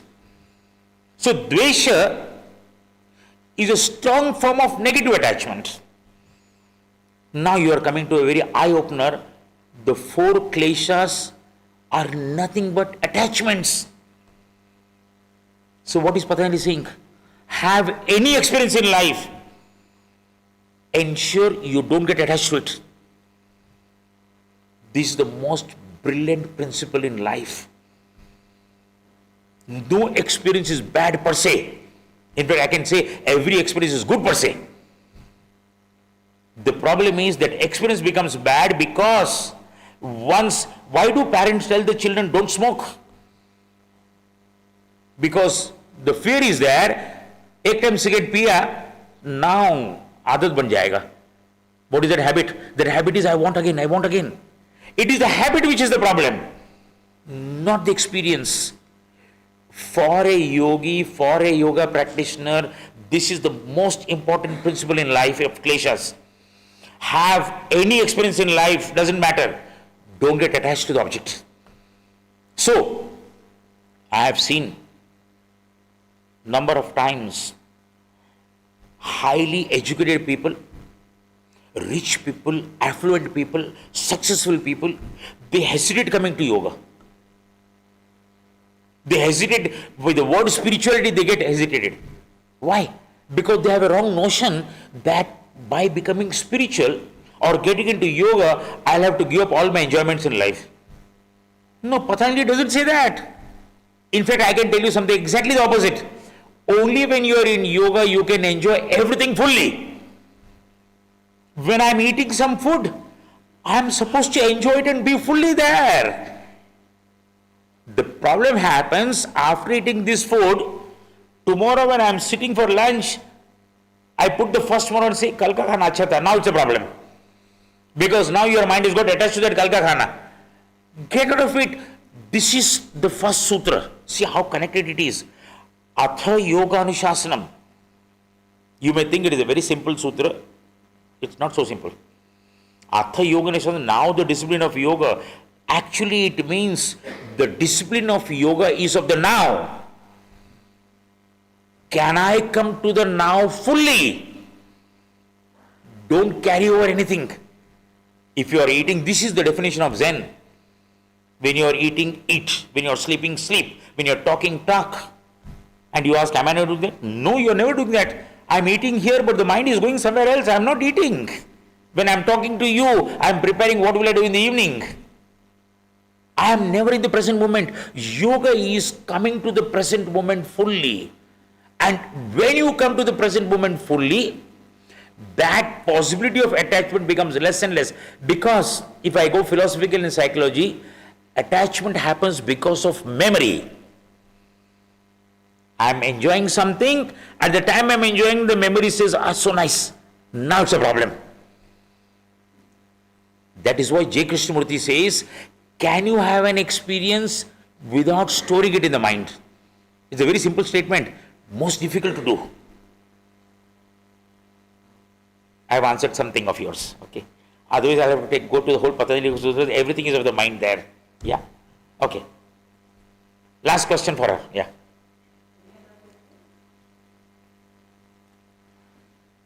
Oh, I thought you want to ask a question. प्रणाम sir.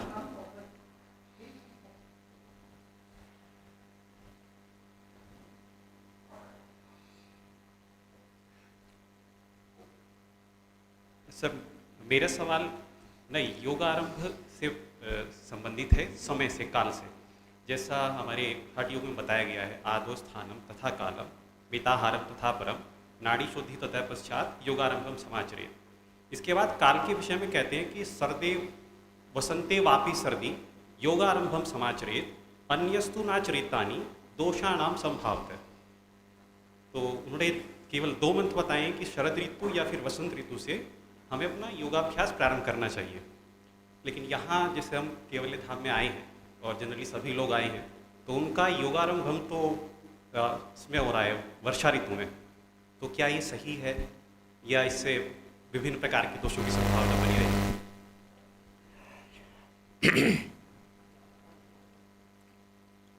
I have got one principle in life which I want to share with you. And that principle is, rules are made for human beings. Human beings are not made for rules. Understand this very clear. Repeat. Rules are made for human beings. Human beings are not made for rules. That means, whenever the occasion comes to break the rules, you must break it.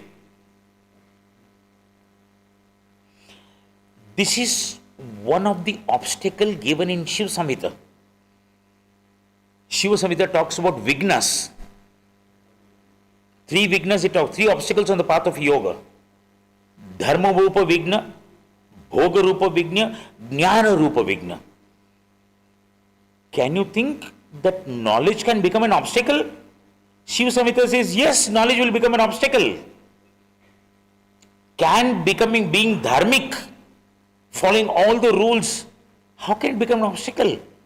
Shiva Samhita says, yes, it's the biggest obstacle. And I agree 100%.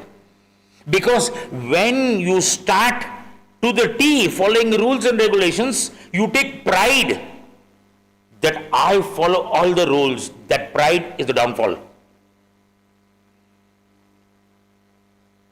Jnana, knowledge is the biggest attachment in life. It's an obstacle. See, people who are reading books will know that they take joy in being able to say, I finished the book. Because reading and finishing the book gives you a pleasure, and you're so happy to say, I finished the book. And when you say, I finished the book, now you're waiting for next book to take and read. What are you doing? The first book that you have read, you have never done manana on it. You are jumping to the next book, next book, next book. Just knowledge. I had a professor, I repeat this, he's not alive now. When I was doing my philosophy, this professor, very learned professor, he used to repeat a statement. He said, never become degree holding donkeys. You can have lots of degrees in your name, but ensure that holding those degrees does not make you a donkey. Those degrees should translate in the way you live life.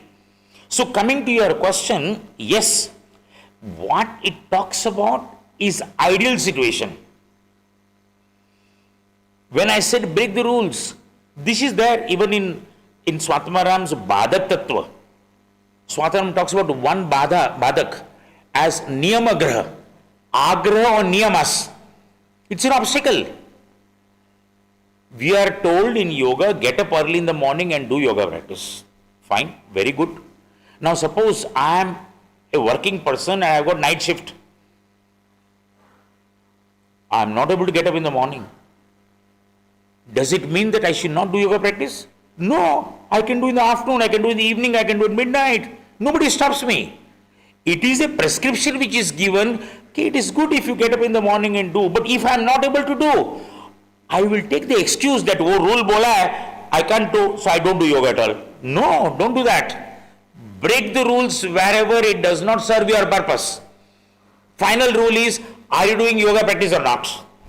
Yes, if it is within your means, follow. This season is good for this practice. This season is good for starting. That is for you when you are in an environment of a retreat.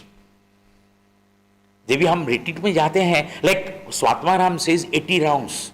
I mean, I have taken my students for retreat and we have done 80 rounds practice 4 times a day. It's a beautiful experience.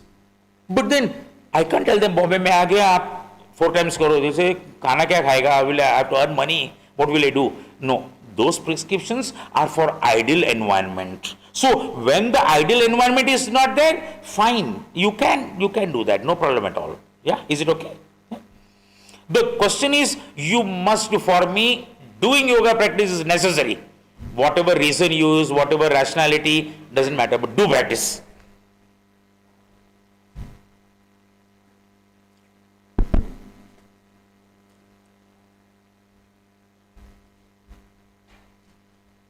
Let's all thank Dr. Ganesh Rao for a wonderful, wonderful, wonderful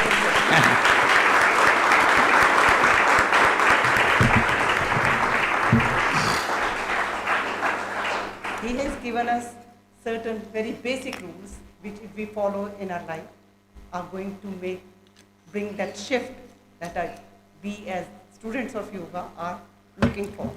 Like he said, let's not treat yoga as an escape mechanism. Let's treat it as yoga itself. Then increase your pranic shaktis with yoga. You should be bubbling with the yoga when, as you have been practicing yoga now for like more than 3 weeks, those who joined in August, and other students are here for more than time. Last that he was talking about while answering the question, that to enjoy life, if you are into yoga, you know how to enjoy life in a much better way than when you are not in our yogic practices. You enjoy life thoroughly and knowing the ins and outs. You don't enjoy life in avidya, you enjoy life with utmost awareness and consciousness. With these words, we'll stop today's session and we'll reassemble here at 2:45 p.m. because the next lecture is going to start at 3 p.m. Looking forward to have you all together with us. Thank you so much, sir. Thank you so much. Thank you very much. Enjoy your lunch, all of you. I will see you at 3 o'clock. Yeah.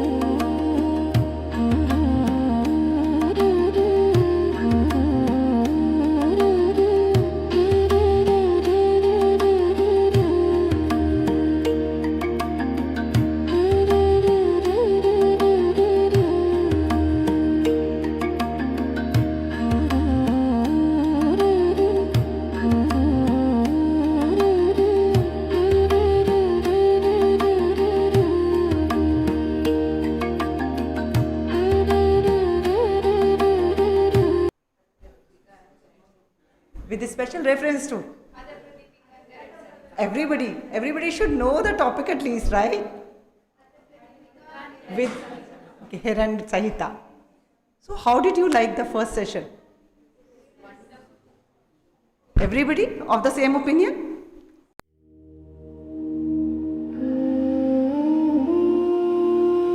Let's settle down once again. Let's take out our mobile phones once again. Please take out your mobile phones. Put them in silent or airplane mode. Even if you have to take the notes of that, please put them on silent mode.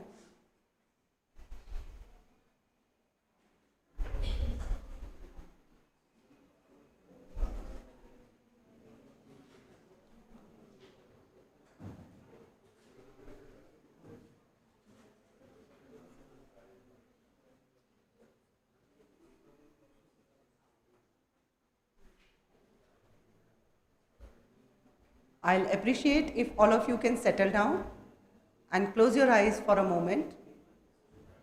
Sit upright.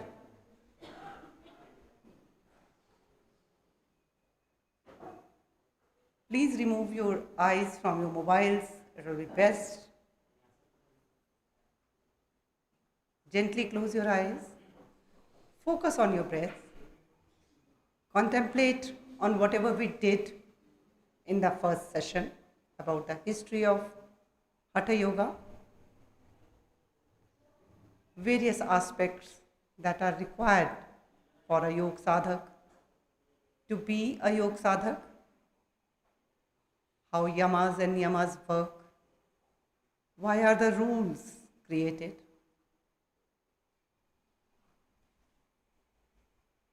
what is Nadi Shodhan Pranayam, what is the difference between Nadi Shodhan Pranayam and Nadi Shodhan Kriya, what are the benefits of it, why we as sadhak of yoga should do Nadi Shodhan, how can we improve our way of life and utilize the time here at Kaivalya Dham to the maximum benefit. Gently open your eyes after this contemplation and let's rise to welcome Dr. Ganesh Rao. He's just arriving. Let's stand up.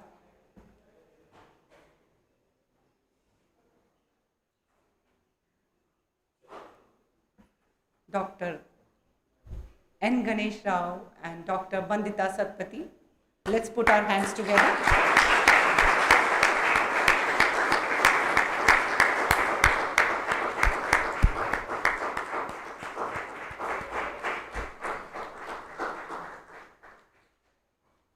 Now settle down once again and try to keep your phones silent, those who are joining us new, afresh.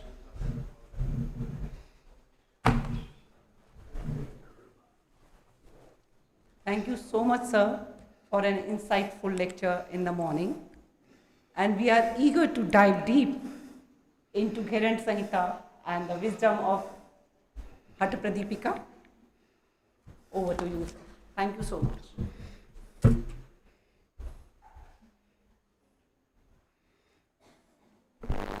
Shall we chant 3 ohms?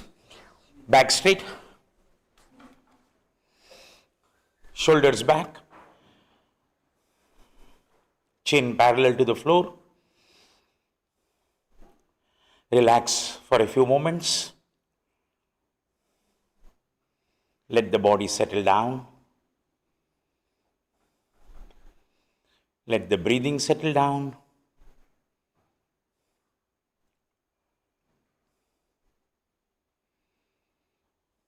Three chants of Om. Breathe in.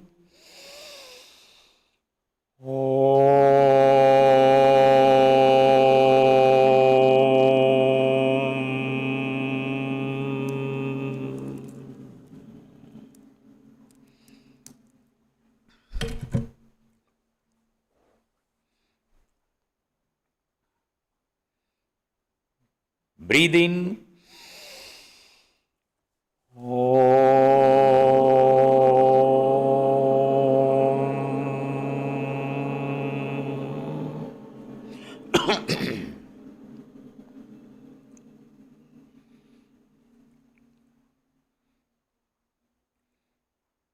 Breathe in.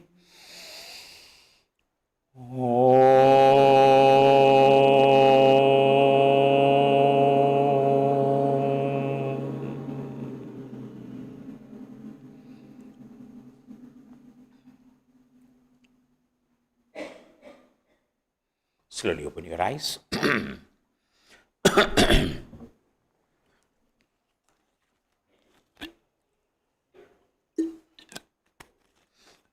Ragini's screen is off.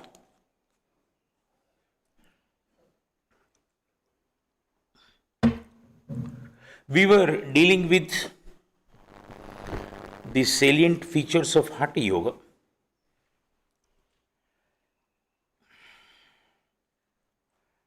And I made the first point that Hatha Yoga is a staircase leading towards Raja Yoga.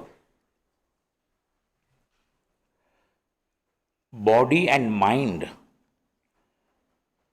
are parts of one continuum.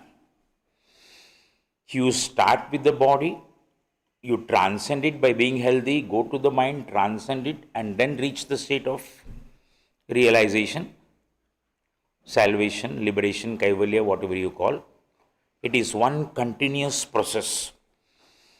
Hatha Yoga lays emphasis on the first part. Patanjali's yoga lays emphasis on the second part. Hatha Yoga lays emphasis on the prana, pranic shakti.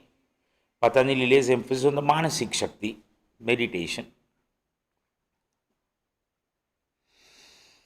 The second point, when it comes to Hatha Yoga,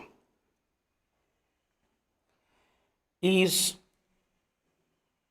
in Hatha Yoga, the most important factor in therapy is brought about, which is relevant maximum for today's life, and that is prana is the bridge between the body and the mind.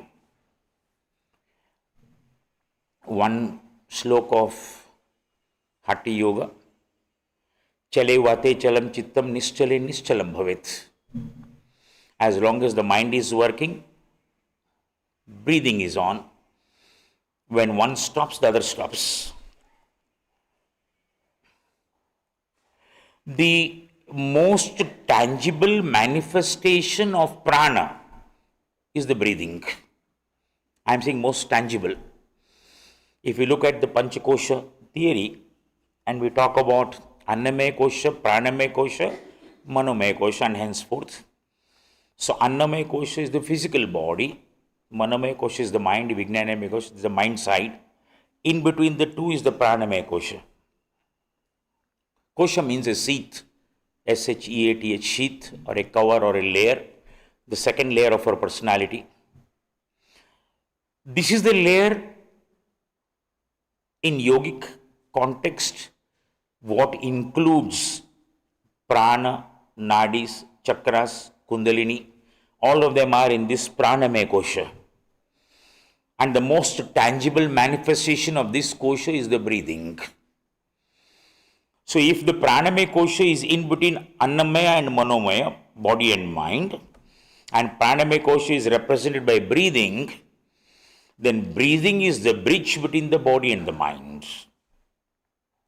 You must make use of this fact in day-to-day life. When we say it is the bridge, it means anything that happens to the body, for it to affect the mind, it has to pass through the breathing.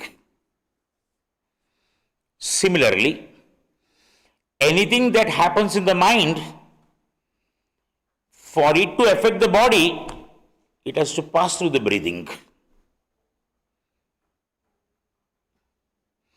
The relationship between the mind and the breathing is practically so significant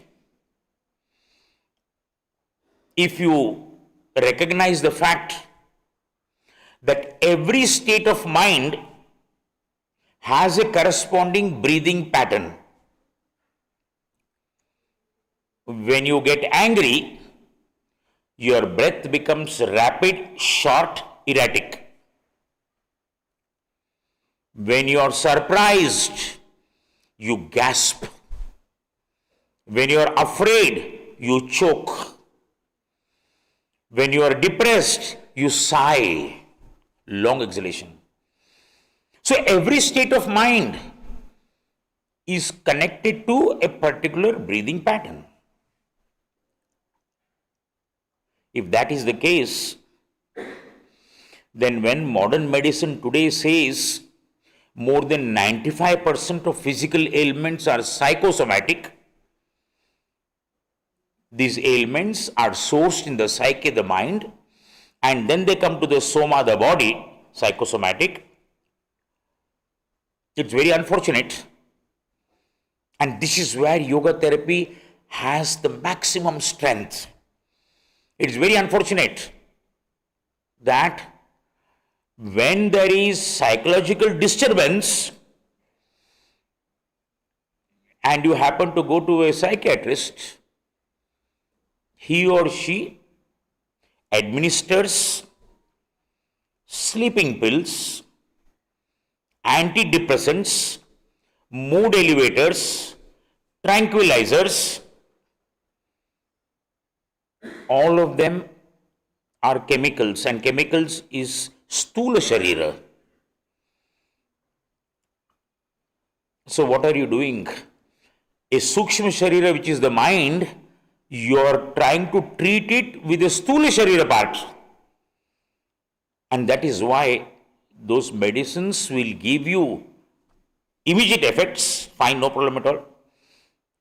But they will never solve the cause of the problem, because the cause remains, they are dealing with the symptoms. Yes, when you take a sleeping tablet, you will get good sleep. I am saying good with reservation. Because in yogic parlance, when you sleep, deep sleep with a tablet, it is called tamasic sleep. When you have good sleep out of peace and calmness in the mind, it is sattvic sleep. When you get up from a sattvic sleep, you will feel refreshed. When you get up from a tamasic sleep, you will feel heavy. Always the case. Fine. So, modern medicine says if you have mental problems, you go to a mental doctor. If you have physical problems, you take hypertension, take diabetes, take asthma, take acidity, take skin problem, you go to a physical doctor. We forget the fact that between this mind and the body, there is one crucial element, and that is the pranic part, which is the breathing. So if there is disturbance in the mind, anger, that anger creates acidity, fine, no problem at all. But if that anger at that point of time, if you are able to take care of that anger, how do you take care? You can write down in bold words, the mind cannot be controlled by the mind. Understand this very clearly. Mind cannot be controlled by the mind. Controlling the mind by the mind is as futile as corrupt politicians passing a policy on non-corruption. You cannot expect corrupt politicians to pass a policy on non-corruption. It's not possible. In the same way, trying to control the mind by the mind is an impossible venture. In normal language, we say controlling the mind by the mind is willpower. But you cannot live life on willpower. Willpower works one day, 2 days. Every day willpower doesn't work. So the question is, if that is the case, How do I control my mind? Here is the secret of Haṭha Yoga. Control the mind by controlling your breathing. Now, when I say control the mind by controlling the breathing, I'm not talking about techniques of Kumbhak. I'm not talking about Surya Vedan or Bastrika or all those 8 Kumbhaks. I'm not talking about that. There are 2 simple ways of controlling the breathing. The first way is to make the breathing as slow as possible. This can be done by any person. If you go back and try to remember, you are having seen a small baby sleeping in front of you, 3-month-old baby, 6-month-old baby, blissfully sleeping. Babies are always blissful because the problem belongs to the mother and the father. The baby has no problem here. So it sleeps blissfully. When it is sleeping, if you watch it, you will watch the baby sleeping blissfully and it's breathing. The stomach goes up, comes down, goes up, comes down. The baby is doing yogic breathing. But the same baby, when it grows up and it attains so-called success, so-called name, so-called fame, so-called degrees, what happens to the breathing? If you close your eyes and watch your breathing, it is like this. These are your lungs. This lung has the capacity of opening fully and closing, which is what the baby is doing. It opens, closes. But if you watch our breathing, these are our lungs. What our lungs are doing, it is doing like this. Watch. I am not exaggerating. This is actually the case. We are not even breathing 20% of our vital capacity. Why? Why are we not breathing? Because in the process of growing up, making name, fame, money, status, every time the mind is disturbed, the breathing gets disturbed. Because the breathing and the mind are directly connected. Every time your mind is disturbed, the breathing is disturbed. And now we have come to a point where we are just doing this. Now, if 10 minutes in the morning, 10 minutes in the evening, you just breathe fully, so-called abdominal breathing, air going to the nostrils, through the bronchi, entering the lungs, air sacs expanding, diaphragm going down, stomach coming out, so-called abdominal breathing, 10 minutes every day, you will totally transform your respiratory mechanism. Why is slow breathing necessary? Slower the breathing, more calm and peaceful the mind. Why? Because the functions of the lung and the functions of the heart, they are invariably connected in the ratio of 4:1. A normal heart, normal person's heart, 72 to 80 times per minute. That is our pulse rate. Normal lungs, 15 to 20 respirations per minute. When I say respiration, I mean inspiration, expiration, pause. That is one respiration. So I breathe 15 to 20 times per minute and my heart beats 72 to 80 times per minute. So if I take 20 and 80, it is 1:4. My lungs and my heart are working in the ratio 1:4. Simple arithmetic. If your lungs are breathing 20 times per minute, now you slow down your breathing and make the lungs breathe 15 times per minute. You have slowed down from 100% to 75%. 25% you've slowed down. When you slow down 25%, what happens to the heartbeat?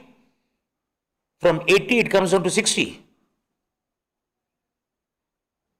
And all of us know the slower your heartbeat, the healthier your heart is. Not only that, that is a different point. When the lungs and the heart slow down, all the involuntary systems in the body start slowing down. That is what in science we say we get a parasympathetic shift.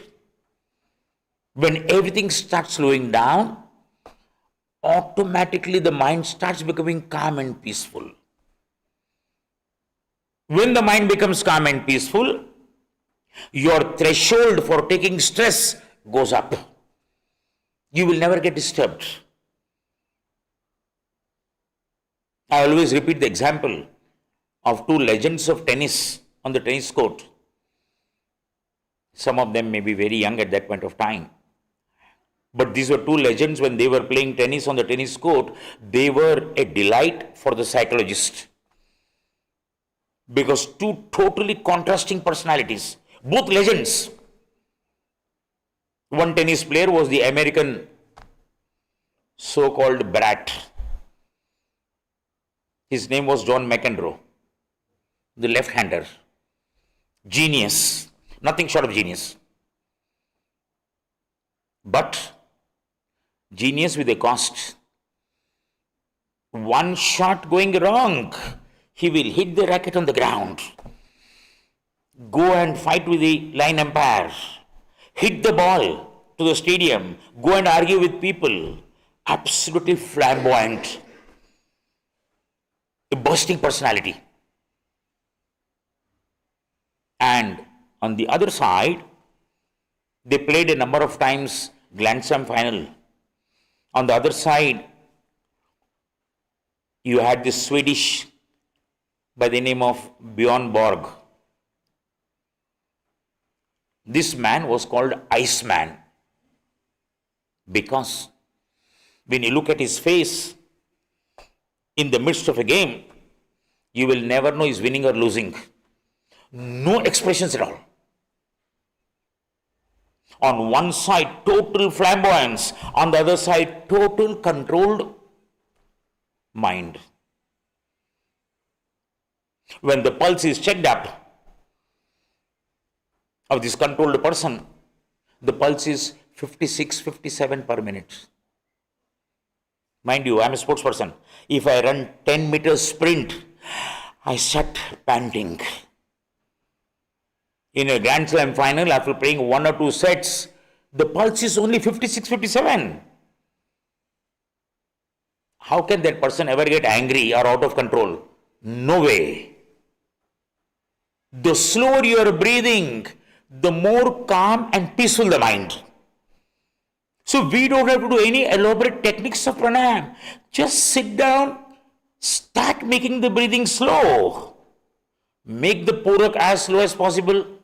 Hold the breath as much as possible. Yatha Shakti. Breathe out. Nothing more. I said when you do that, 10-15 days, I said your respiratory mechanism will get transformed. I am coming to a principle of yoga, common to all traditions of yoga. I have used the word transformed. I am not using the word change. If you look at the dictionary, the meaning of transformation is change. But there is a vital difference in the field of yoga when you take these two words. What is the difference? When A changes to B, B can always become A again. It's only a change. So change is very easy. You change your dress, your appearance changes. It's only change. You make change in hairstyle. It's only a change. When a caterpillar becomes a butterfly, it's a transformation. Butterfly can never become caterpillar again. Now understand the principle of yoga. When you do practice of yoga, there has to be a transformation in your personality, not change. It's very easy to bring change. In philosophy, we have the same issue which is called appearance versus reality. Appearance can be changed. We misunderstand and want to transform and do nothing but to change. So you put all types of tattoos on your body, thinking you're transforming. You're not transforming, you're changing. You make hairstyle, do piercing here and there. All of them are only change. Transformation is not easy. For transformation, you have to work. If you are really into the field of yoga, doing practice of yoga, sadhana of yoga, mark the word sadhana. There is a difference between sadhana and abhyasa. Abhyasa is repetitive practice. Sadhana is a practice which extends throughout the day. It's a spiritual practice. A sadhak does sadhana, attains siddhi. That is how it goes. When you do sincere sadhana, and there is slowly change coming inside you, even in your face, the change can be. There was a famous French author who got Nobel Prize for Literature called Albert Camus, who wrote the book Nausea or the Outsider. He made a very beautiful statement that, alas, after a certain age, you are responsible for the lines on your face. Understand what I'm saying? He's making such a beautiful statement. Alas, after a certain age, you are responsible for the lines on your face. Because these lines on the face come only by what emotions you have in the mind. If here it is sattvic emotions, peace, love, compassion, kindness, consideration, it reflects on the face after some time. Your face is your window. So come back. When you are in the field of yoga and you do sadhana which extends throughout the day, after 3-4 years of your doing sadhana, if you happen to come across an old friend who knew you 5-10 years back, he or she will look at you and say, you have changed. And you say, no, same height, same body, same waistline, same everything same. But that person say, no, you have changed. What is that person talking about? That person is talking about how you are carrying yourself, your demeanor. How are you talking? The control in your movements, the control in your speech, the choice of words that you make. It's a gradual transformation. Yoga practice brings about transformation, not change. Change is very easy, very easy. So, I said controlling the mind is not possible by the mind. So, 2 ways of controlling the mind. One way, easy way, is to make the breathing slow. Slower your breathing, more calm and peaceful the mind. That is why we say pranayam is the best antidote for stress. Unfortunately, people start doing pranayam after they've already got problems of stress. Yoga is more preventive than curative. If your breathing already is there, stress will not come, problems will not come. What is the second way? Second way to look at is very simple, but probably the most difficult way is to watch your mind. Do not try to change the mind. Watch the mind. This word watch in quotes. On the Indian side, it is called witnessing. Sakshi Bhav. In English language, it is called awareness. And now it is glamorized by the Western world, mindfulness. All are same. All of us watch the mind, but after the incident is over, this is the problem. I should not have said that. I should not have done that. But at the time when you're seeing, where were you? At the time when you're doing something, where were you?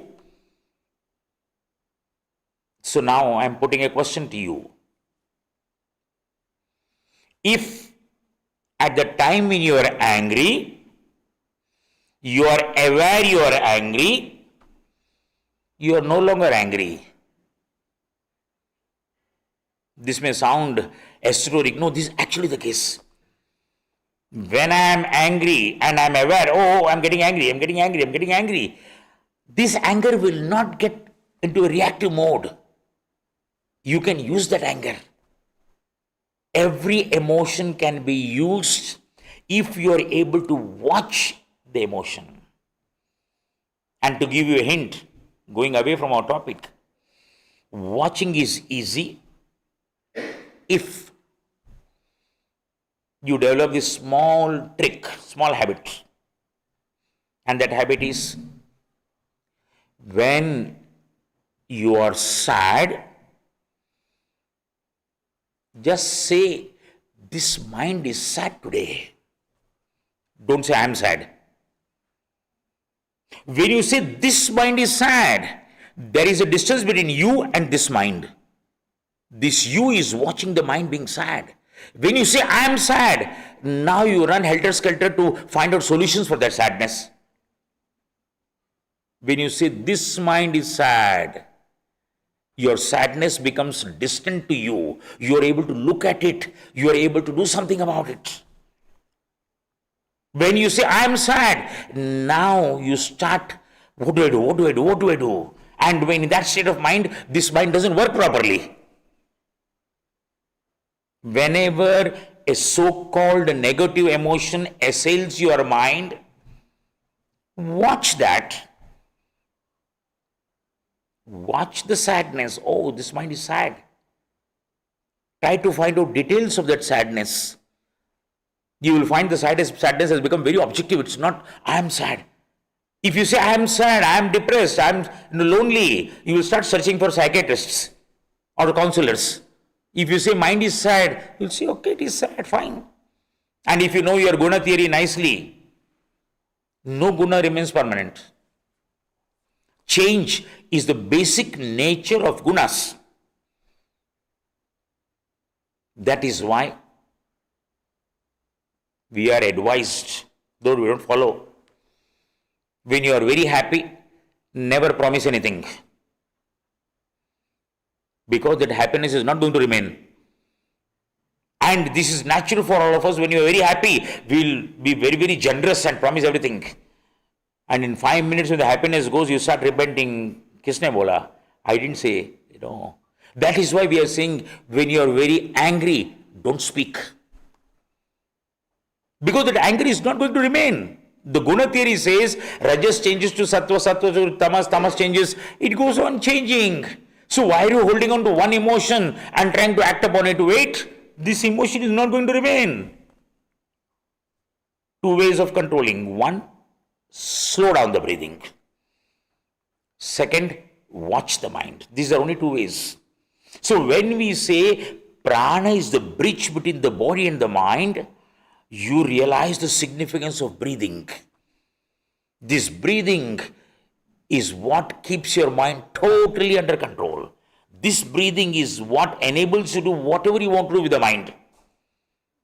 We'll come to the techniques of pranayam later on. Tranquilizing pranayam practices, cooling pranayam practices, energizing, extroverting, heating, wo sab baad mein. But basic breathing, it is so very crucial.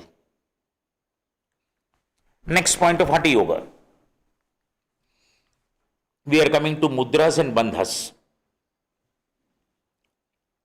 Mudras and bandhas are unique contributions of Hatha Yoga. Muddam anandam dadati iti mudra. That which provides ananda, bliss, is mudra. And from the practical point of view, voluntary neuromuscular contractions are what are called as mudras and bandhas. Originally, there were only mudras. But down the line, mudras that you do with pranayam practices started being called as bandhas. So originally there was only mudras. Mudras done with pranayam are called bandhas. So you have 5 bandhas in yoga. You have got Mool Bandha, Jalandhar Bandha, Udyan Bandha.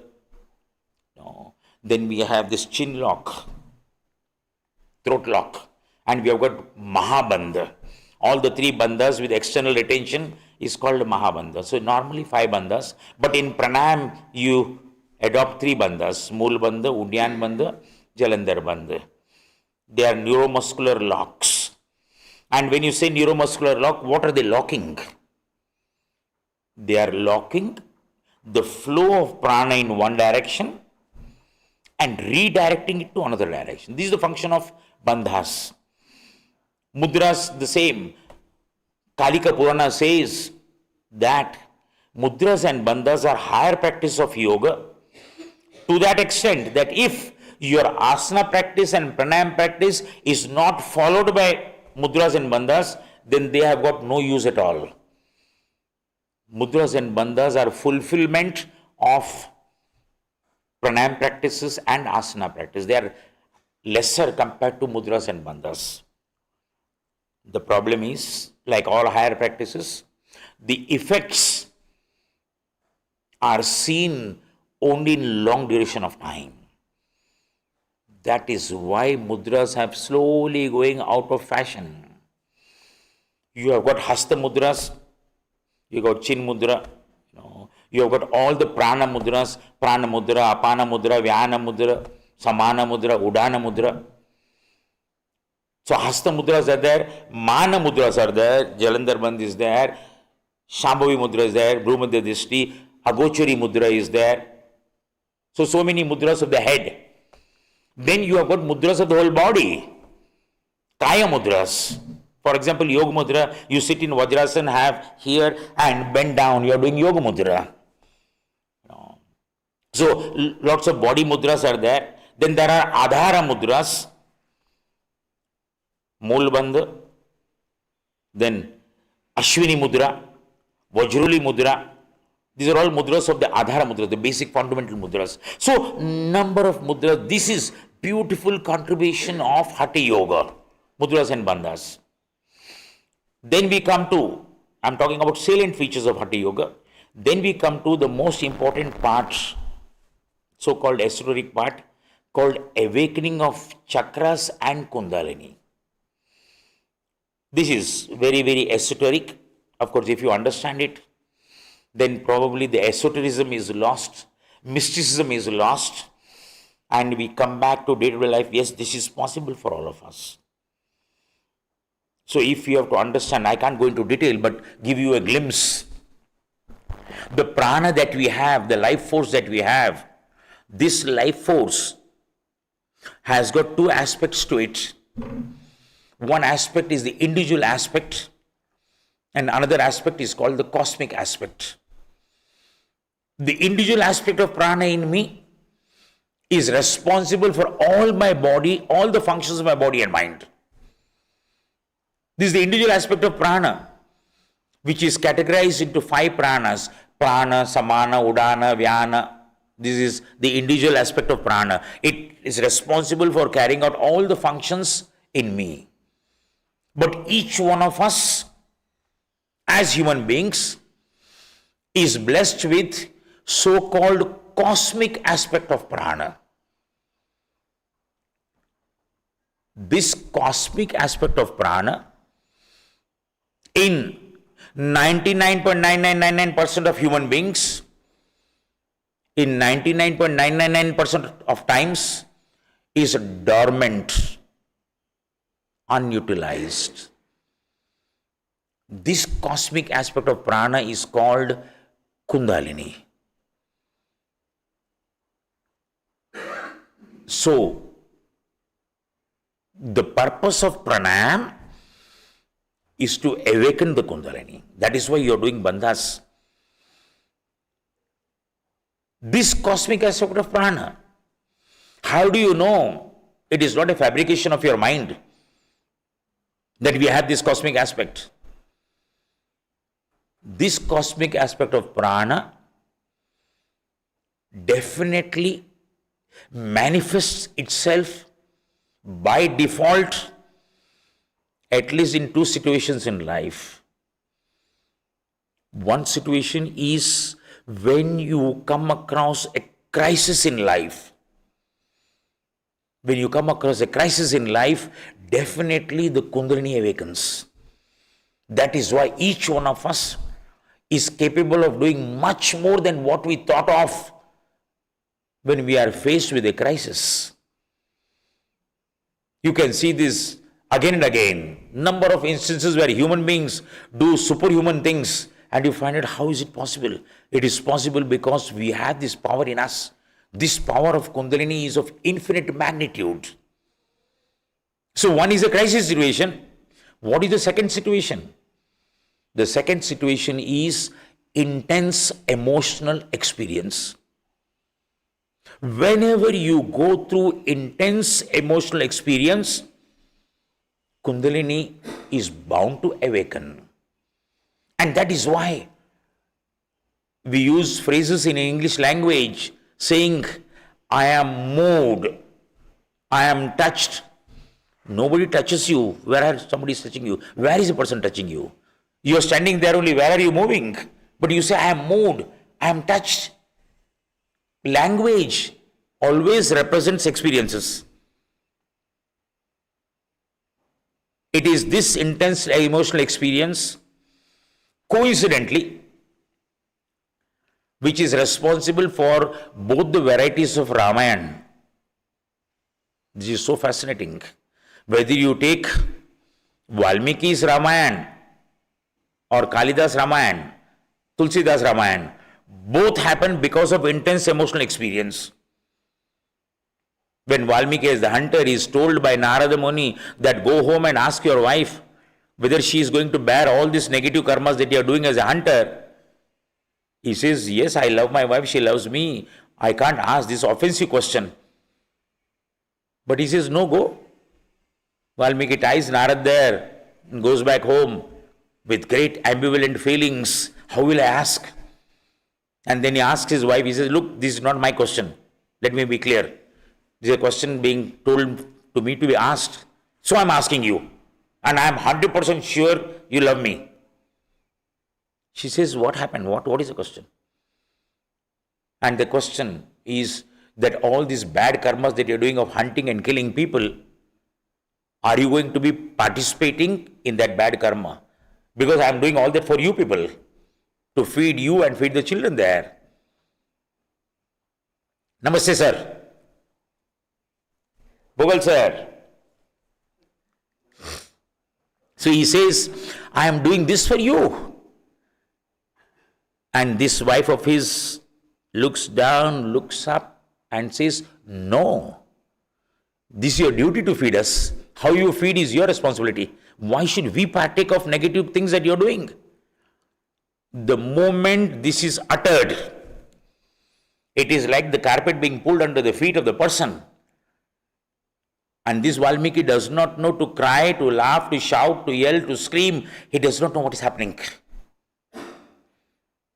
He pauses. He says, okay, let me try to recover the ground. He goes, asks his children. Same question. Your mother says, no, what about you? He says, no, we are with our mother. In that one instant, a Valmiki who is the hunter is converted to Valmiki who is the writer of the famous Ramayana. Now you will see what is the change that is happening. That intense emotional experience is what we talk about as bringing about mutation of brain cells and body cells. Today, 10, 15 years back, this person by the name of Bruce Lipton wrote the very famous book, Biology of Belief. I don't know how many of you have read it. It's a nice book. He's a microbiologist in the Western world, but among the fraternity of microbiologists, he's considered as a black sheep. And one of the things, lots of good things he has written in that book. If you get a chance, please read the book, Biology of Belief.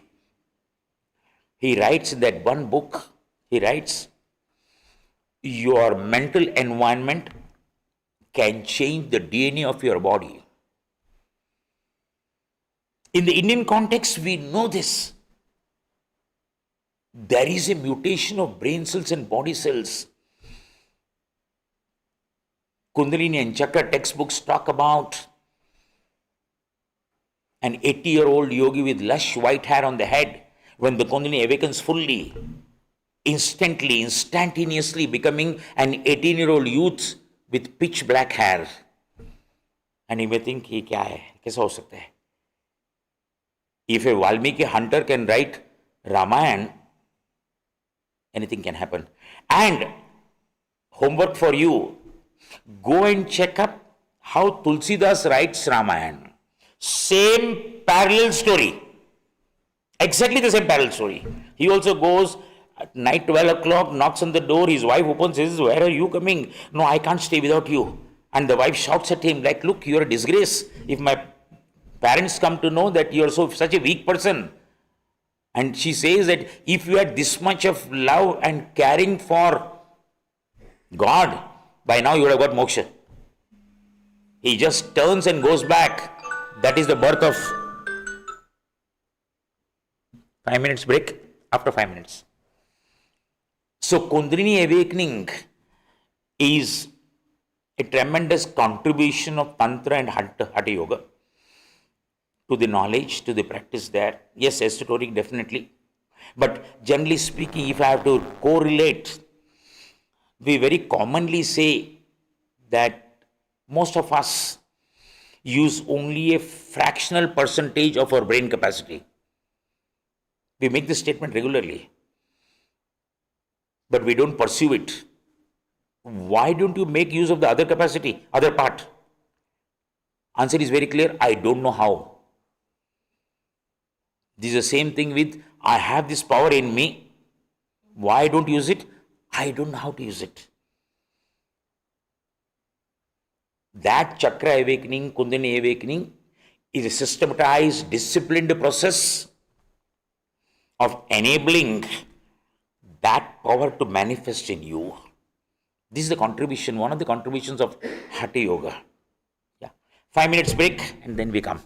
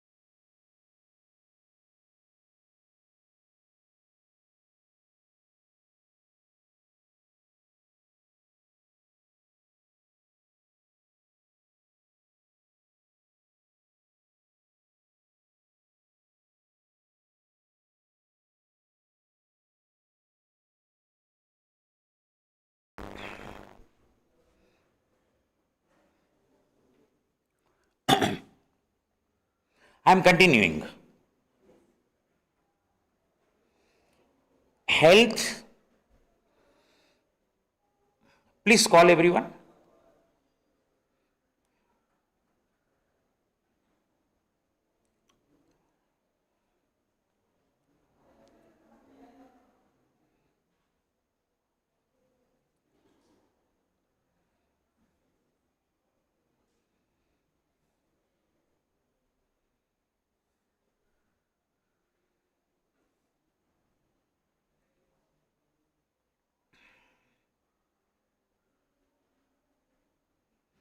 Health is explicitly a preoccupation of Hatha Yoga, where in Patanjali Yoga Sutras it's not so explicit. In Hatha Yoga it is clearly mentioned. Okay. And when we talk about health, one or two principles there in Hatha Yoga, and this is very practical. And as a teacher and a therapist, I know how practical it is that a person who comes to you with some complaint never has one single complaint. There are lots of complaints. And then the question is, how do I deal with all this?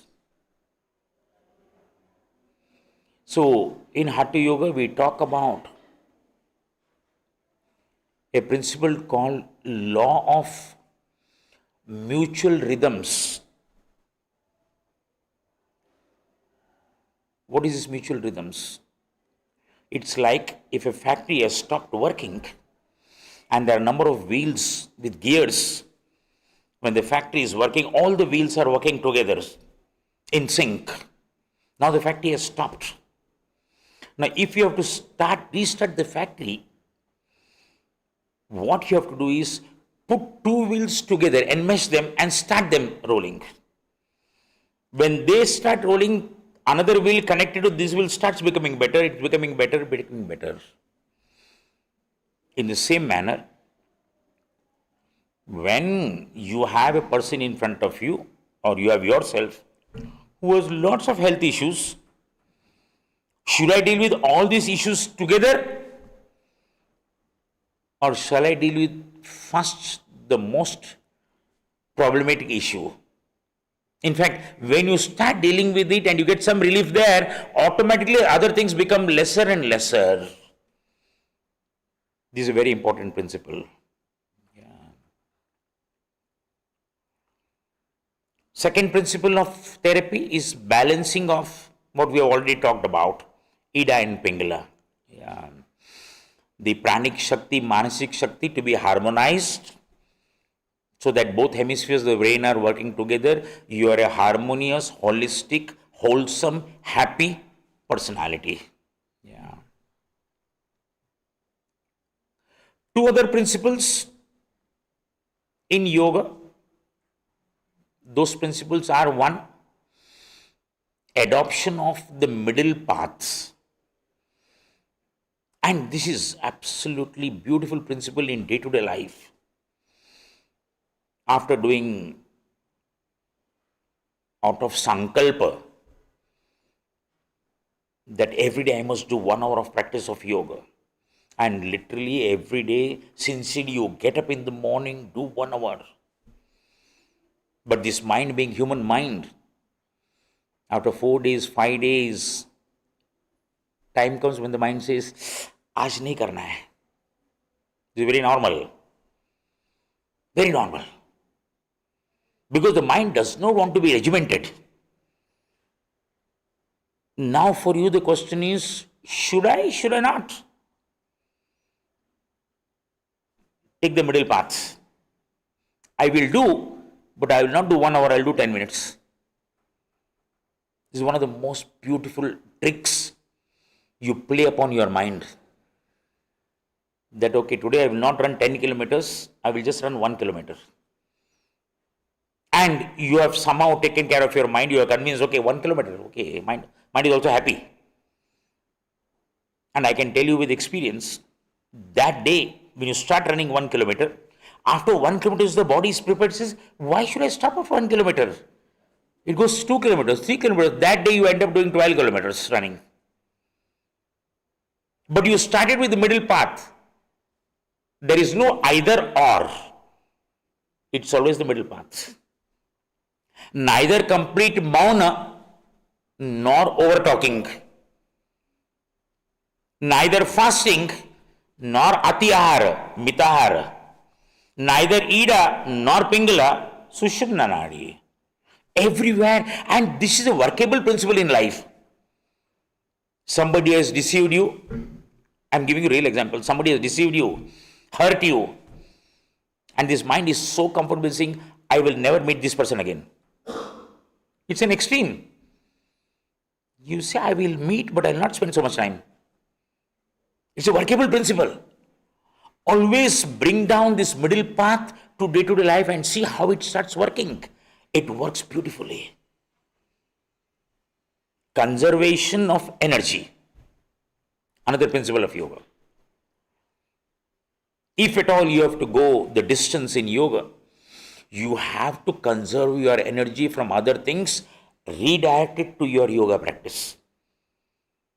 Otherwise, you will spend energy A, B, C, D, and then when you come to yoga, you say, I am tired. You must know the priorities, and if yoga is your priority, which I am assuming it is, if that is the priority, then you have to conserve energy from other things, redirect it to the field of yoga. I am directly rushing to two very beautiful topics, practical topics of Hatha Yoga, where we are talking about obstacles on the path of yoga, obstacles on the path of yoga practitioner. There are 6 of them. They are called as Badhak Tattvas. Atihara, Prayasa, Prajalpa, Niyamagraha, Janasangha, Laulyam. Shadabihi Yoga Vinashyati. This is sloka. These are so practical. First is Atihara. Atihara means overeating. Overeating is an obstacle because, one, when you eat more, you become lazy. Second, when you eat more, you require more energy to digest that food. So from both points is the problem. So instead of Atihara, Hatha Yoga brings the concept of Mitahara. Yogic diet is called Mitahara. Mitahara means moderate or measured diet. And the measurement is very clear. The sloka says, before you eat food, offer it to the Almighty. Eat it as a prasad. And when you eat it, 1/4 of the stomach, keep it empty. Don't eat to the full. Generally, the prescription is half stomach you fill with food, 1/4 with water, 1/4 empty for prana sanchara. This is normal prescription. We are not going to details what you should eat, what you should not eat. We don't have time for that. But I want to go a little bit more into this.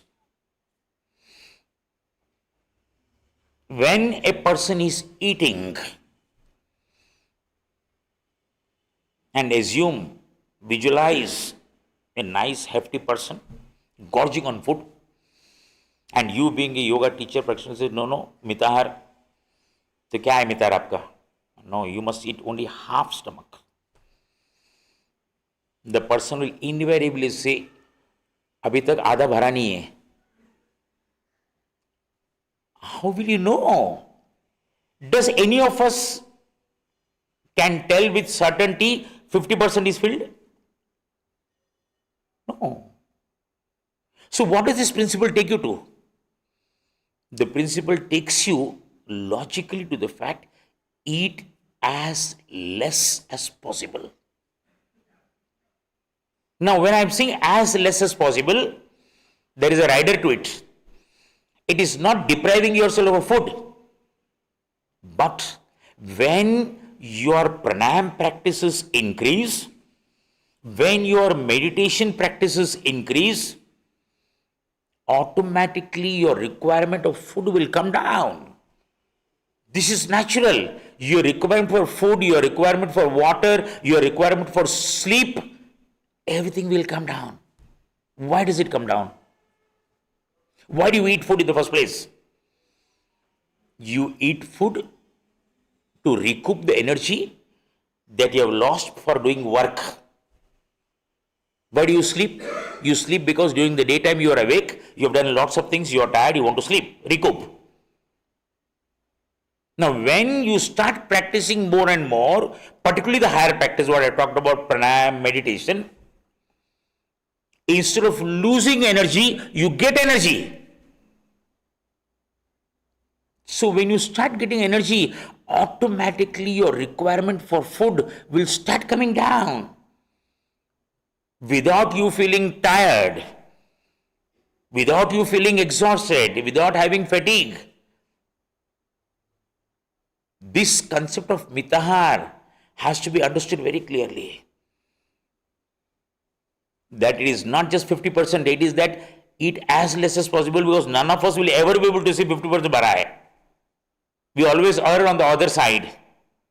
And sometimes we create sin, particularly with good hosts who invite you for lunch or dinner. Nice sumptuous food spread on the dining table, you go on eating, ye bhi khao, wo bhi khao, sab ho gaya. And after everything is done, you washed your hands and all, and that person brings nice, delicious, colorful ice cream. And then you look at it, it says, abhi kya karega? Now this mind is so cunning, it says, if you say no, this person will feel offended. Second, I don't come here every day. Third, it looks so delicious. Reluctantly, this hand goes and takes the ice cream. This is atihara that we do regularly. So, there is no clear-cut point ki 50% bharo. No, eat as less as possible. Do yoga practice more. Prayasa means over-exertion. This has to be understood. It's not over-exertion in your yoga practice. It is over-exertion in other things in life. So if you exert more there, you can't do yoga practice. To conserve your energy and put it in the field which is most important for you. Atihara, prayasa, prajalpa. This is the most important thing. Prajalpa. Talkativeness over talking.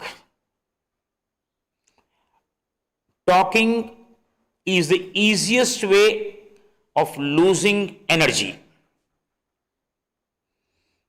And most of the time, we talk out of habit, not out of necessity.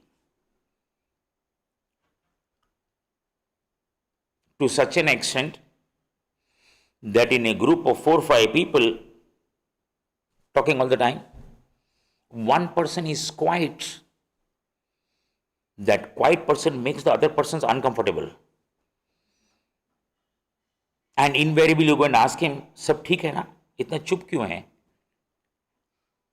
Now look at the logic, what happens. When you are sad, you are quiet. But when you are quiet, it does not mean you are sad.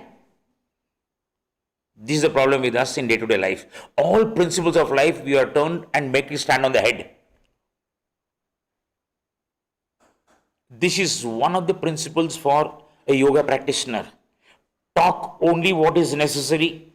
Talk only when it is necessary. This requires lot of discipline, lot of awareness. One experiment done, real experiment in a retreat, 3-day retreat. Before the retreat began, first getting together and one principle to be followed in the retreat. And the principle is In this next 3 days that we are together, whenever you want to talk, you are about to open your mouth, ask a question, is it necessary to speak what I am going to speak? And if your answer is yes, speak. If the answer is no, don't speak. Simple principle given, guideline. Net result, 3 days of retreat of total silence. Because if you ask, is it necessary to speak? Answer is always no. That means most of the time I speak out of habit. Stop. Also, there has got a lot of added benefits. If you keep on talking, people around you, your friends, they listen from here and इधर से छोड़ देता है. ये बात करती रहती है. ये बात करते ही रहता है. Nobody listens. If you speak only when it is necessary, people will pay attention. This is a beautiful principle. Prajalpa, over-talkativeness, obstacle in life, obstacle in yoga practice. Atyahara, prayasa, prajalpa, niyamagraha. Niyamagraha is what I spoke to our friend in the morning. Over-adherence to rules and regulations. That is what I said. Rules and regulations are meant for human beings. Human beings are not meant for rules and regulations. You can see this small child. If the mother says, do this, it will say, no, I will not do. Always the rebel in you starts coming up. There are some rules and regulations which the cunning human mind takes advantage of for not doing what it is supposed to do. A sincere practitioner of yoga, you come across that practitioner at 11 o'clock in the morning, you ask, how was your practice today? Sir, I didn't do my practice today. Why? No, I slept very late at night yesterday and I couldn't get up in the morning. So you said, it's 11 o'clock. What time did you get up? 8 o'clock. From 8 o'clock to 11 o'clock, what did you do? Nothing. Why did you not do your practice? How can I do my practice? I have decided to practice only at 6 o'clock in the morning every day. Now see what happens.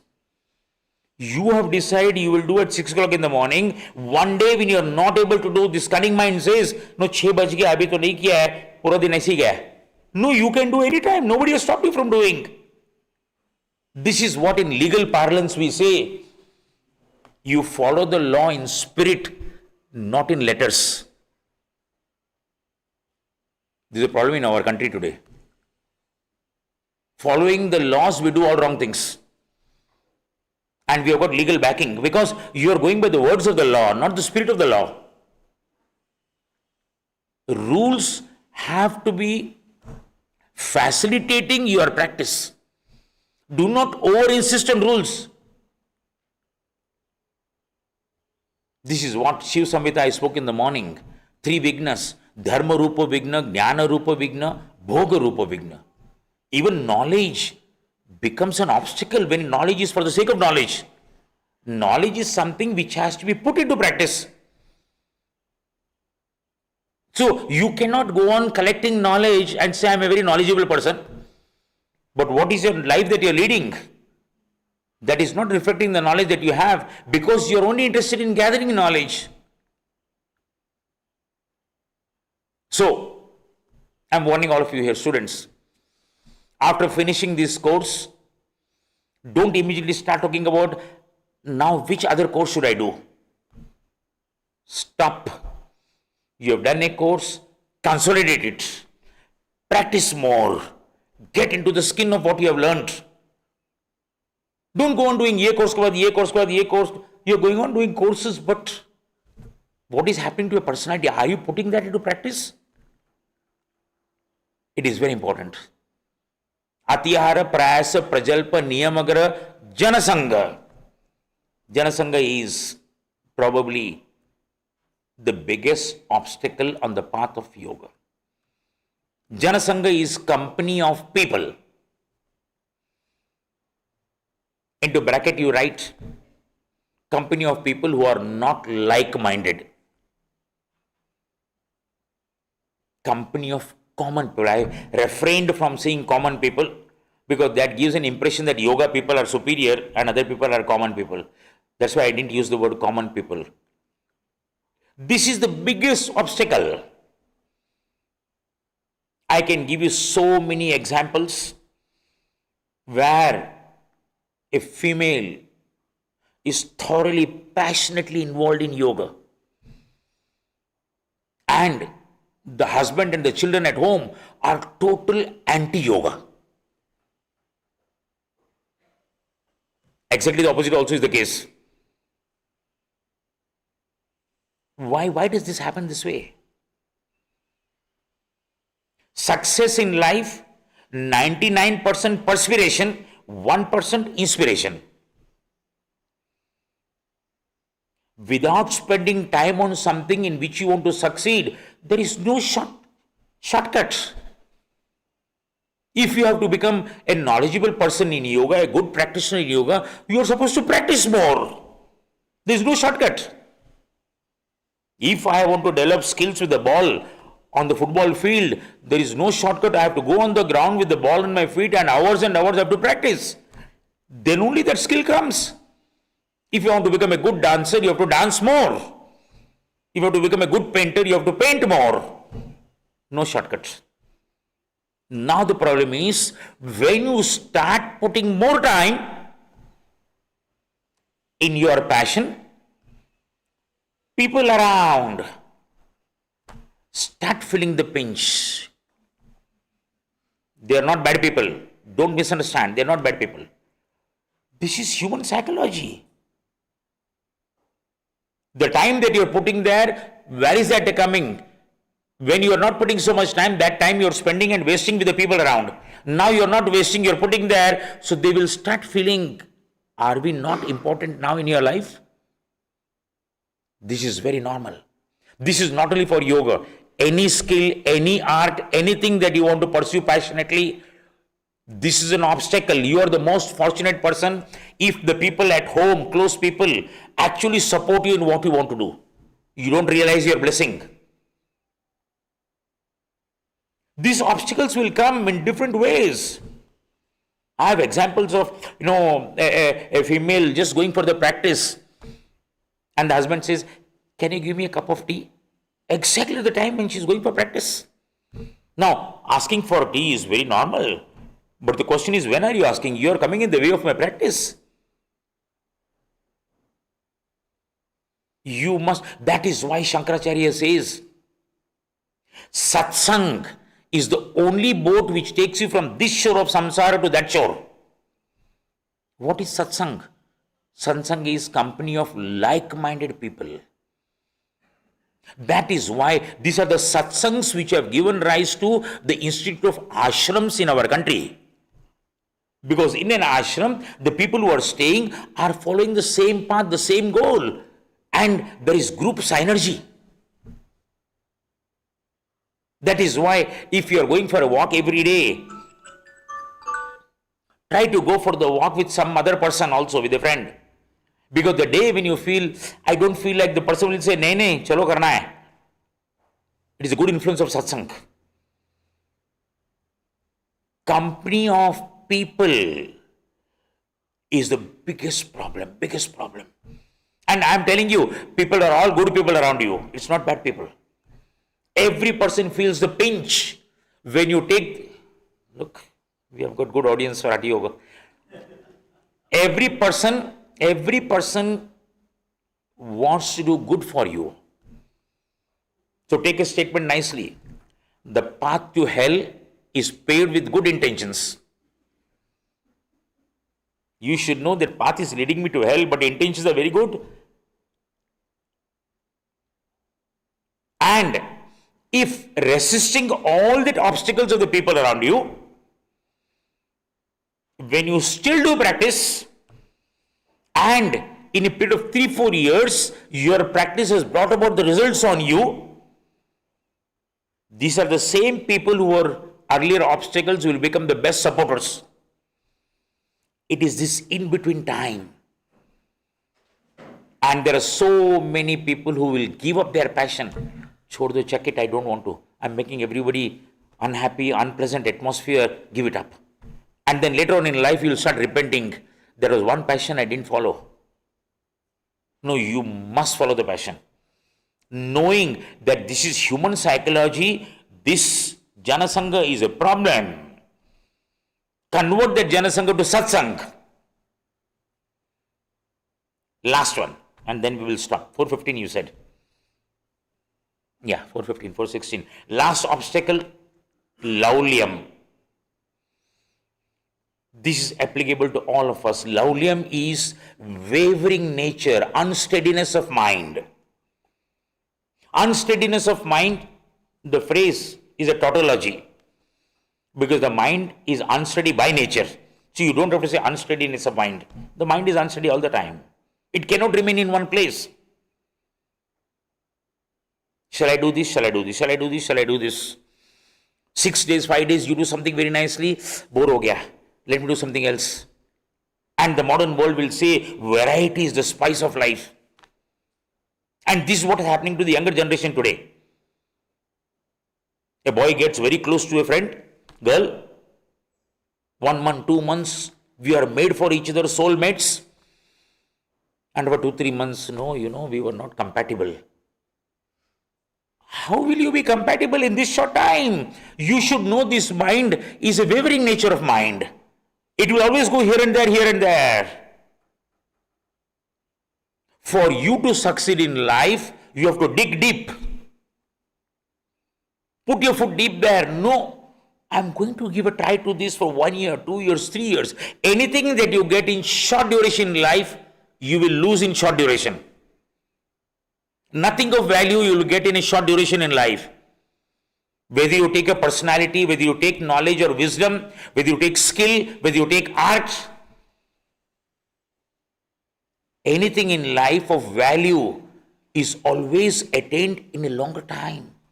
Character.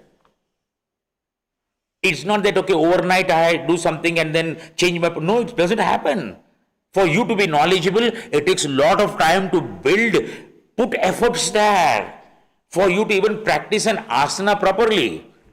One of the asana masters of our country, very genuine master, says in a whole lifetime, if you do only asana practice, you can attain, only on 8 asanas you can attain asana siddhi.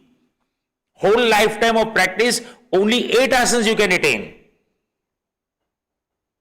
Any person who is shining, I know a football field, if you take a Messi or Ronaldo from outside, it looks, oh, wow, wow.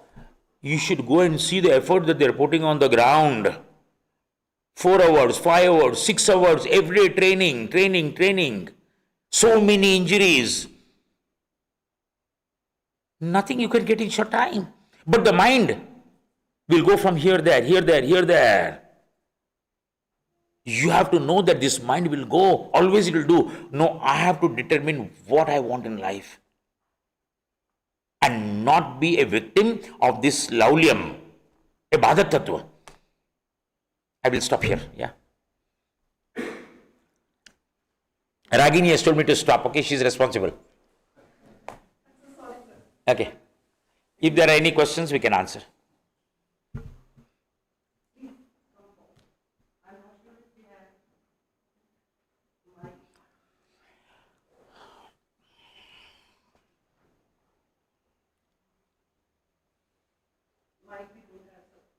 चलेगा ऐसे ही बोलो.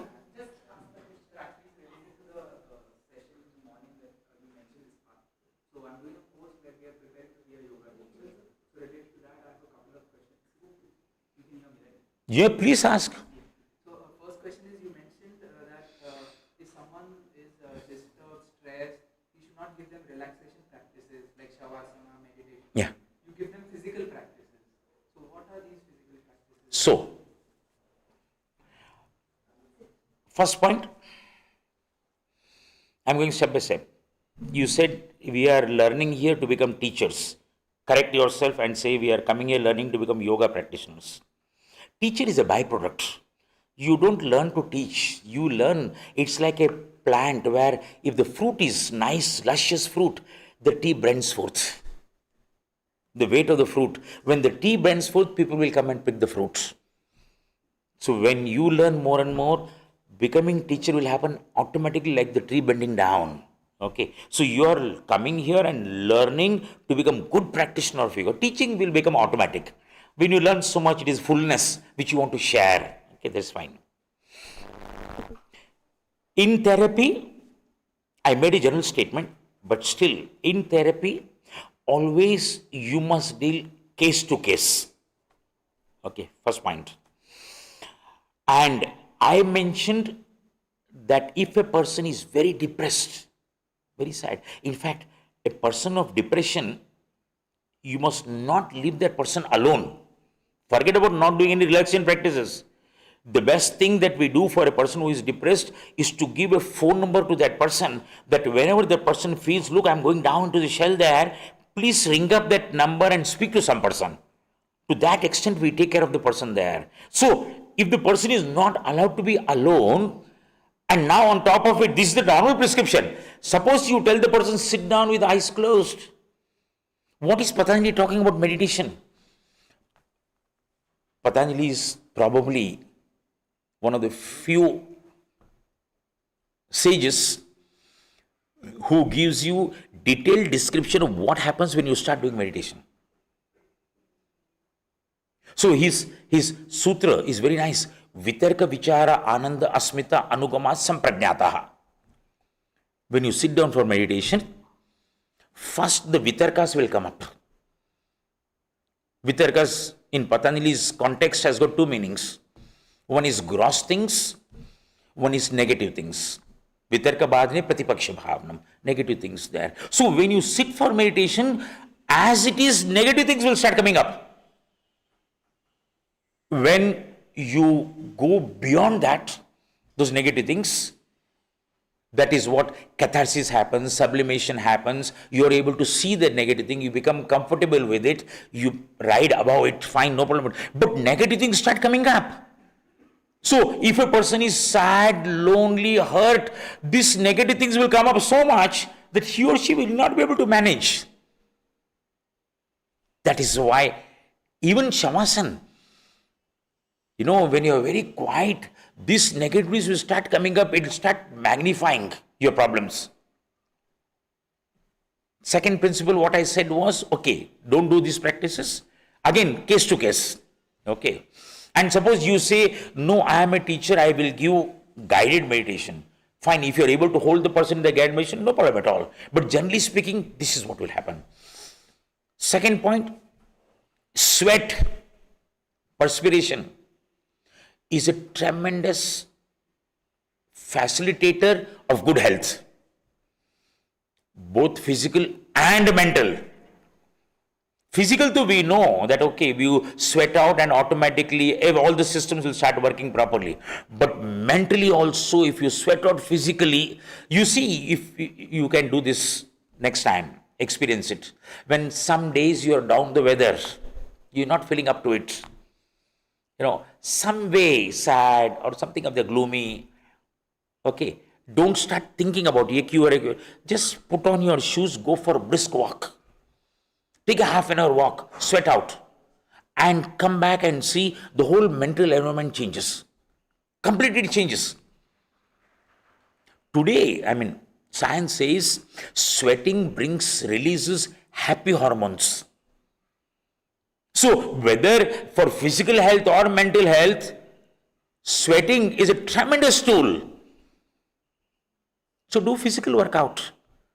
If do workout of asanas not in the manner of Patanjali talking about, do Surya Namaskar, do dynamic practices, so that your mind is taken away from that problem and is now doing the practices. For time being, you have got relief there.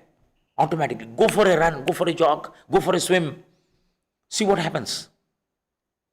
Yeah, is it okay?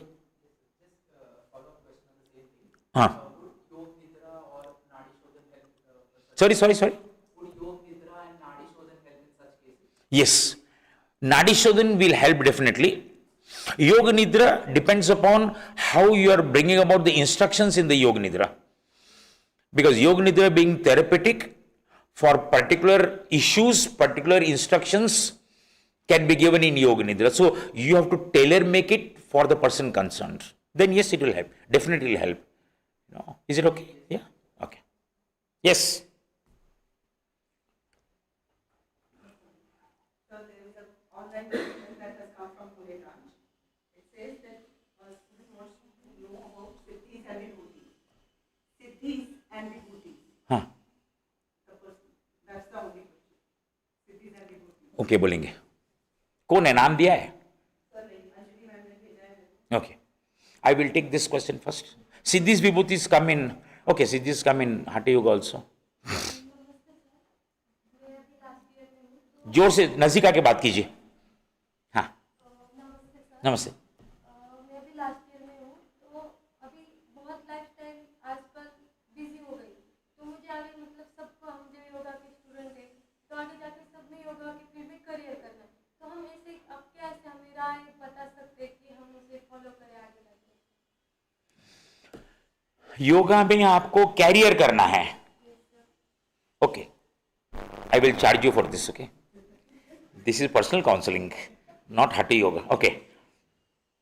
You have to define career. You have to define what is a career. Okay. Suppose you want to get a job in a college as a yoga teacher, then you have to see what qualification is necessary there as a criterion and then pursue it. For example, today in colleges for becoming a professor, assistant professor, you require a PhD. If you are having government schools, then probably YCB certification चाहिए. So depending upon what is at the back of your mind as a career.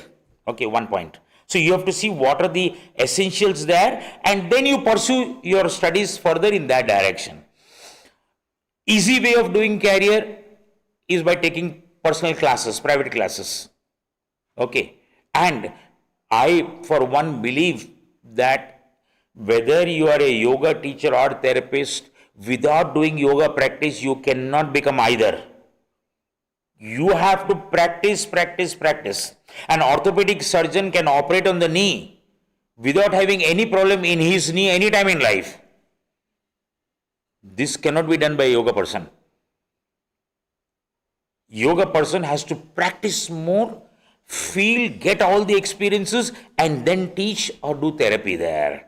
Okay, you have got careers today. In number of schools, they require yoga teachers. See, when we were small, and slowly yoga is becoming popular, yoga was a part of physical education. Today, it is separated.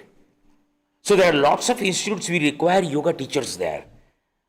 So lots of scope open for you. It depends upon what is your interest, which side is your interest. Whether you want to do therapeutic yoga, you want to do philosophical yoga, you want to guide a person there, you want to guide small children, you want to guide. Today, geriatric yoga is becoming so necessary. For the first time in the universe, number of people above the age of 60 is becoming more than the number of children below 5. The first time in the history of human species. That means the older population is becoming more, बच्चे लोग है ही नहीं. When these people pay, there is nobody to take care of them.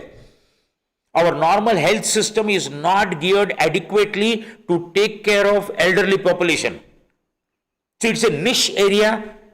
If at all you want to think, okay, look, I can do. So start planning for it, start learning more about it.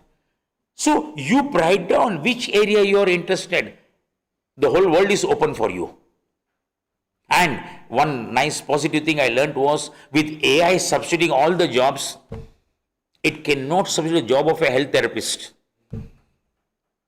That is a brightening point for all yoga practitioners. It can substitute any other job, but health ka, it can't. Have I answered you to some extent? Yeah? Okay. और क्या एक ना आपने पूछा सिद्धि विभूति.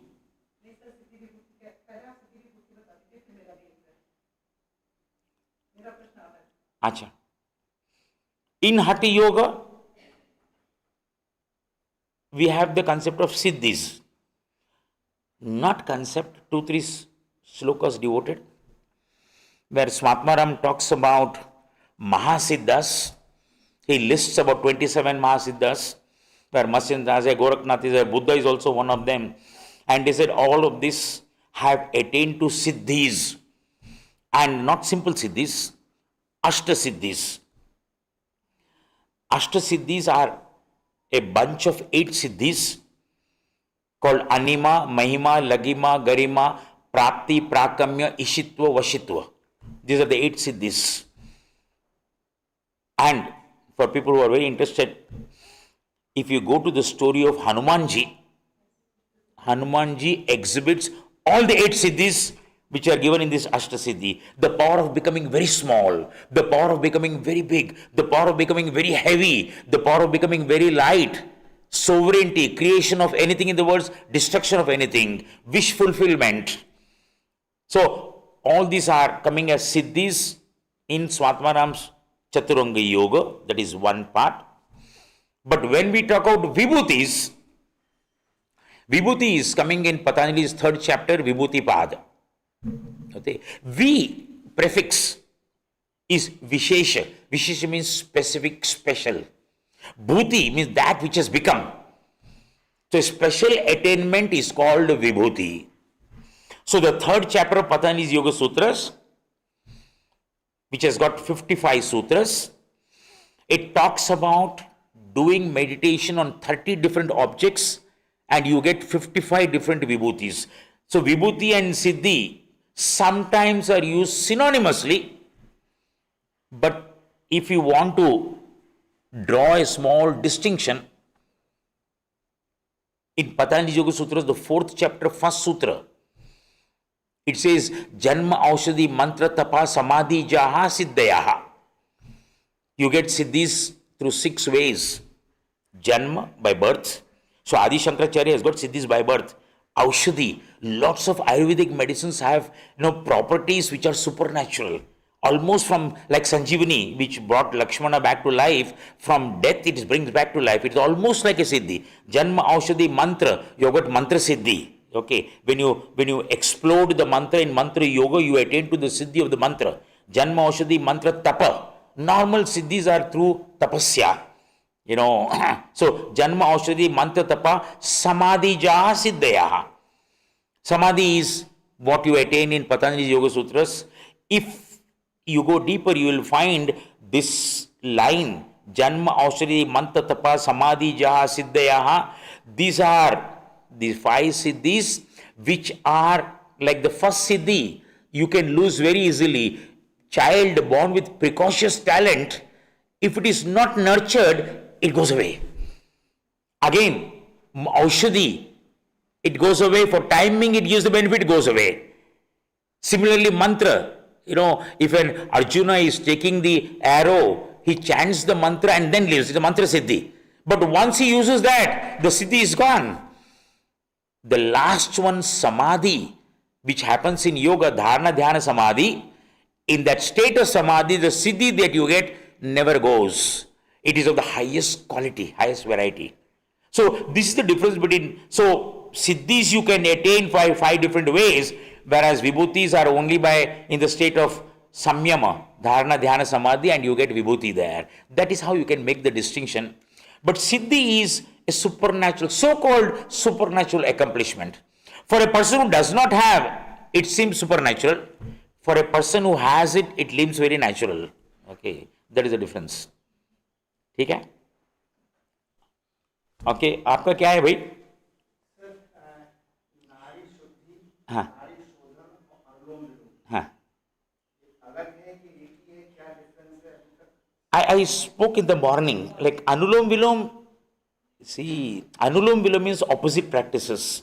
Going up, coming down, going in, coming out. These Sanskrit words talk about contrary. So Anulom Vilom is given there. So inhalation, exhalation, inhalation, exhalation. In normal external world, Anulom Vilom is always suffixed as a pranayam. Anulom Vilom pranayam. Okay. And when we use the word pranayam in Haṭha Yoga, kumbhak comes there. So alternate nostril breathing with kumbhak there can be understood as Anulom Vilom pranayam. Similarly, Nadi Shodhan pranayam if you do, kumbhak is there to be in line with Haṭha Yoga meaning of pranayam. And if there is no holding of the breath, then it is kriya, Nadi Shodhan kriya or Nadi Shuddhi kriya. So, Kriya and Pranayam can be distinguished by holding the breath or not holding the breath. That is what you can talk about. Yeah. Okay. हाँ आपका question हाँ Ragini ask. Sir, my question is that आपका नाम बोलो. Dhriti. Dhriti. So Dhriti is one of the 10 dharmas. Dhriti, it has many. Dri, Diti, Dhamma, Kshama. Yeah, okay. Tell me. Yeah. So like you, mine is regarding career, yoga as a career, yoga as a career. Huh. So my question is that if you are deep interested in philosophy, but outside, there is no people don't respond to philosophy that well. Like there are very few people who are actually interested in philosophy. So how to go about that and how to approach that? No, you don't have to teach philosophy to people. No, I mean But if you don't know yoga philosophy, then you don't know yoga. That is the difference between people who are coming in and learning properly and people who are learning from you doing only asanas. What is the difference? Here you know why am I doing asanas. There they say, look, I am doing asana because you are telling me to do this asana, I am doing it. If you don't know the philosophy, you don't know yoga. It is not necessary to teach yoga. And your understanding that, okay, people are not interested is not a normal common statement. If people who are learned, who are learning from you, they will always ask, why are you telling me to do this? Now, when the question why is there, what is philosophy? Philosophy is an answer to the natural curiosity of the human being of knowing why. So, if as a teacher you don't know philosophy part, you are not a teacher of yoga. Then you can go abroad and do 200 hours, 300 hours course without doing any philosophy and say, I am a yoga teacher. No, you have to know the philosophy. Whether people want to know or not, it does not matter. You must know. If I am doing asanas, what is Patanjali talking about asanas? What is Haṭha Yoga talking about asanas? You must know. And it's not right to say people don't want to know. People want to know. If you are a good teacher, there will be good learners from you. Yeah, okay, you must. My question is then how to, go about it? How to go about it, like outside? No. See, if you learn the philosophy behind the yoga practices, when you teach, suppose you are teaching asanas where philosophy is not necessary, but you know the philosophy of the asanas. Okay, so when you are teaching has got conviction, it has got lots of strength there. Otherwise, you will teach asanas like physical exercises. What is the difference between asanas and physical exercises? There is a lot of difference. Because physical exercises are meant only for the body and you can give ye karega to ye hoga karke. Asanas, you go back and see what he's talking about asanas. Asanas are talking about taking you to the state of self-realization. Yeah. So you must know whether people want it or not. As a yoga teacher, you must know the rationale behind the practices that you are doing. Yeah. Okay. Yeah. Should we call it a day? आपका question था ना रागिनी हाँ चलो My question was that you talked about 5 bandhas: Jalandhar Bandh, Mool Bandh, Udyan Bandh, Maha Bandh, and then Chinlock. And how Chinlock is different from Jalandhar is my question. Jalandhar Bandh is fixing the chin to the jugular notch. Okay. The throat lock, chin lock, or what I talked about, Akasha Mudra, okay, is the upper part of the tongue fixing on the palate. This is the. Sorry?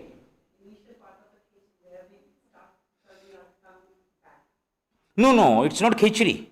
It is the full surface of the tongue fixing on that. This is in Gheranda Samhita is called Akasha Mudra. Yeah.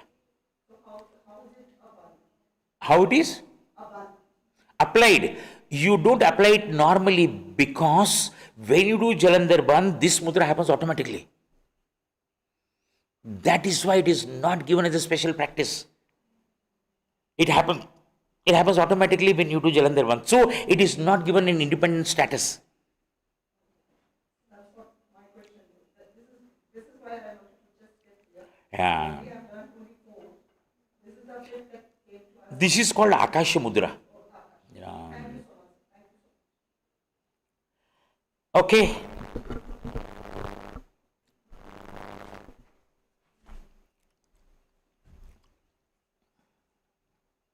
Let's give him a big round of applause.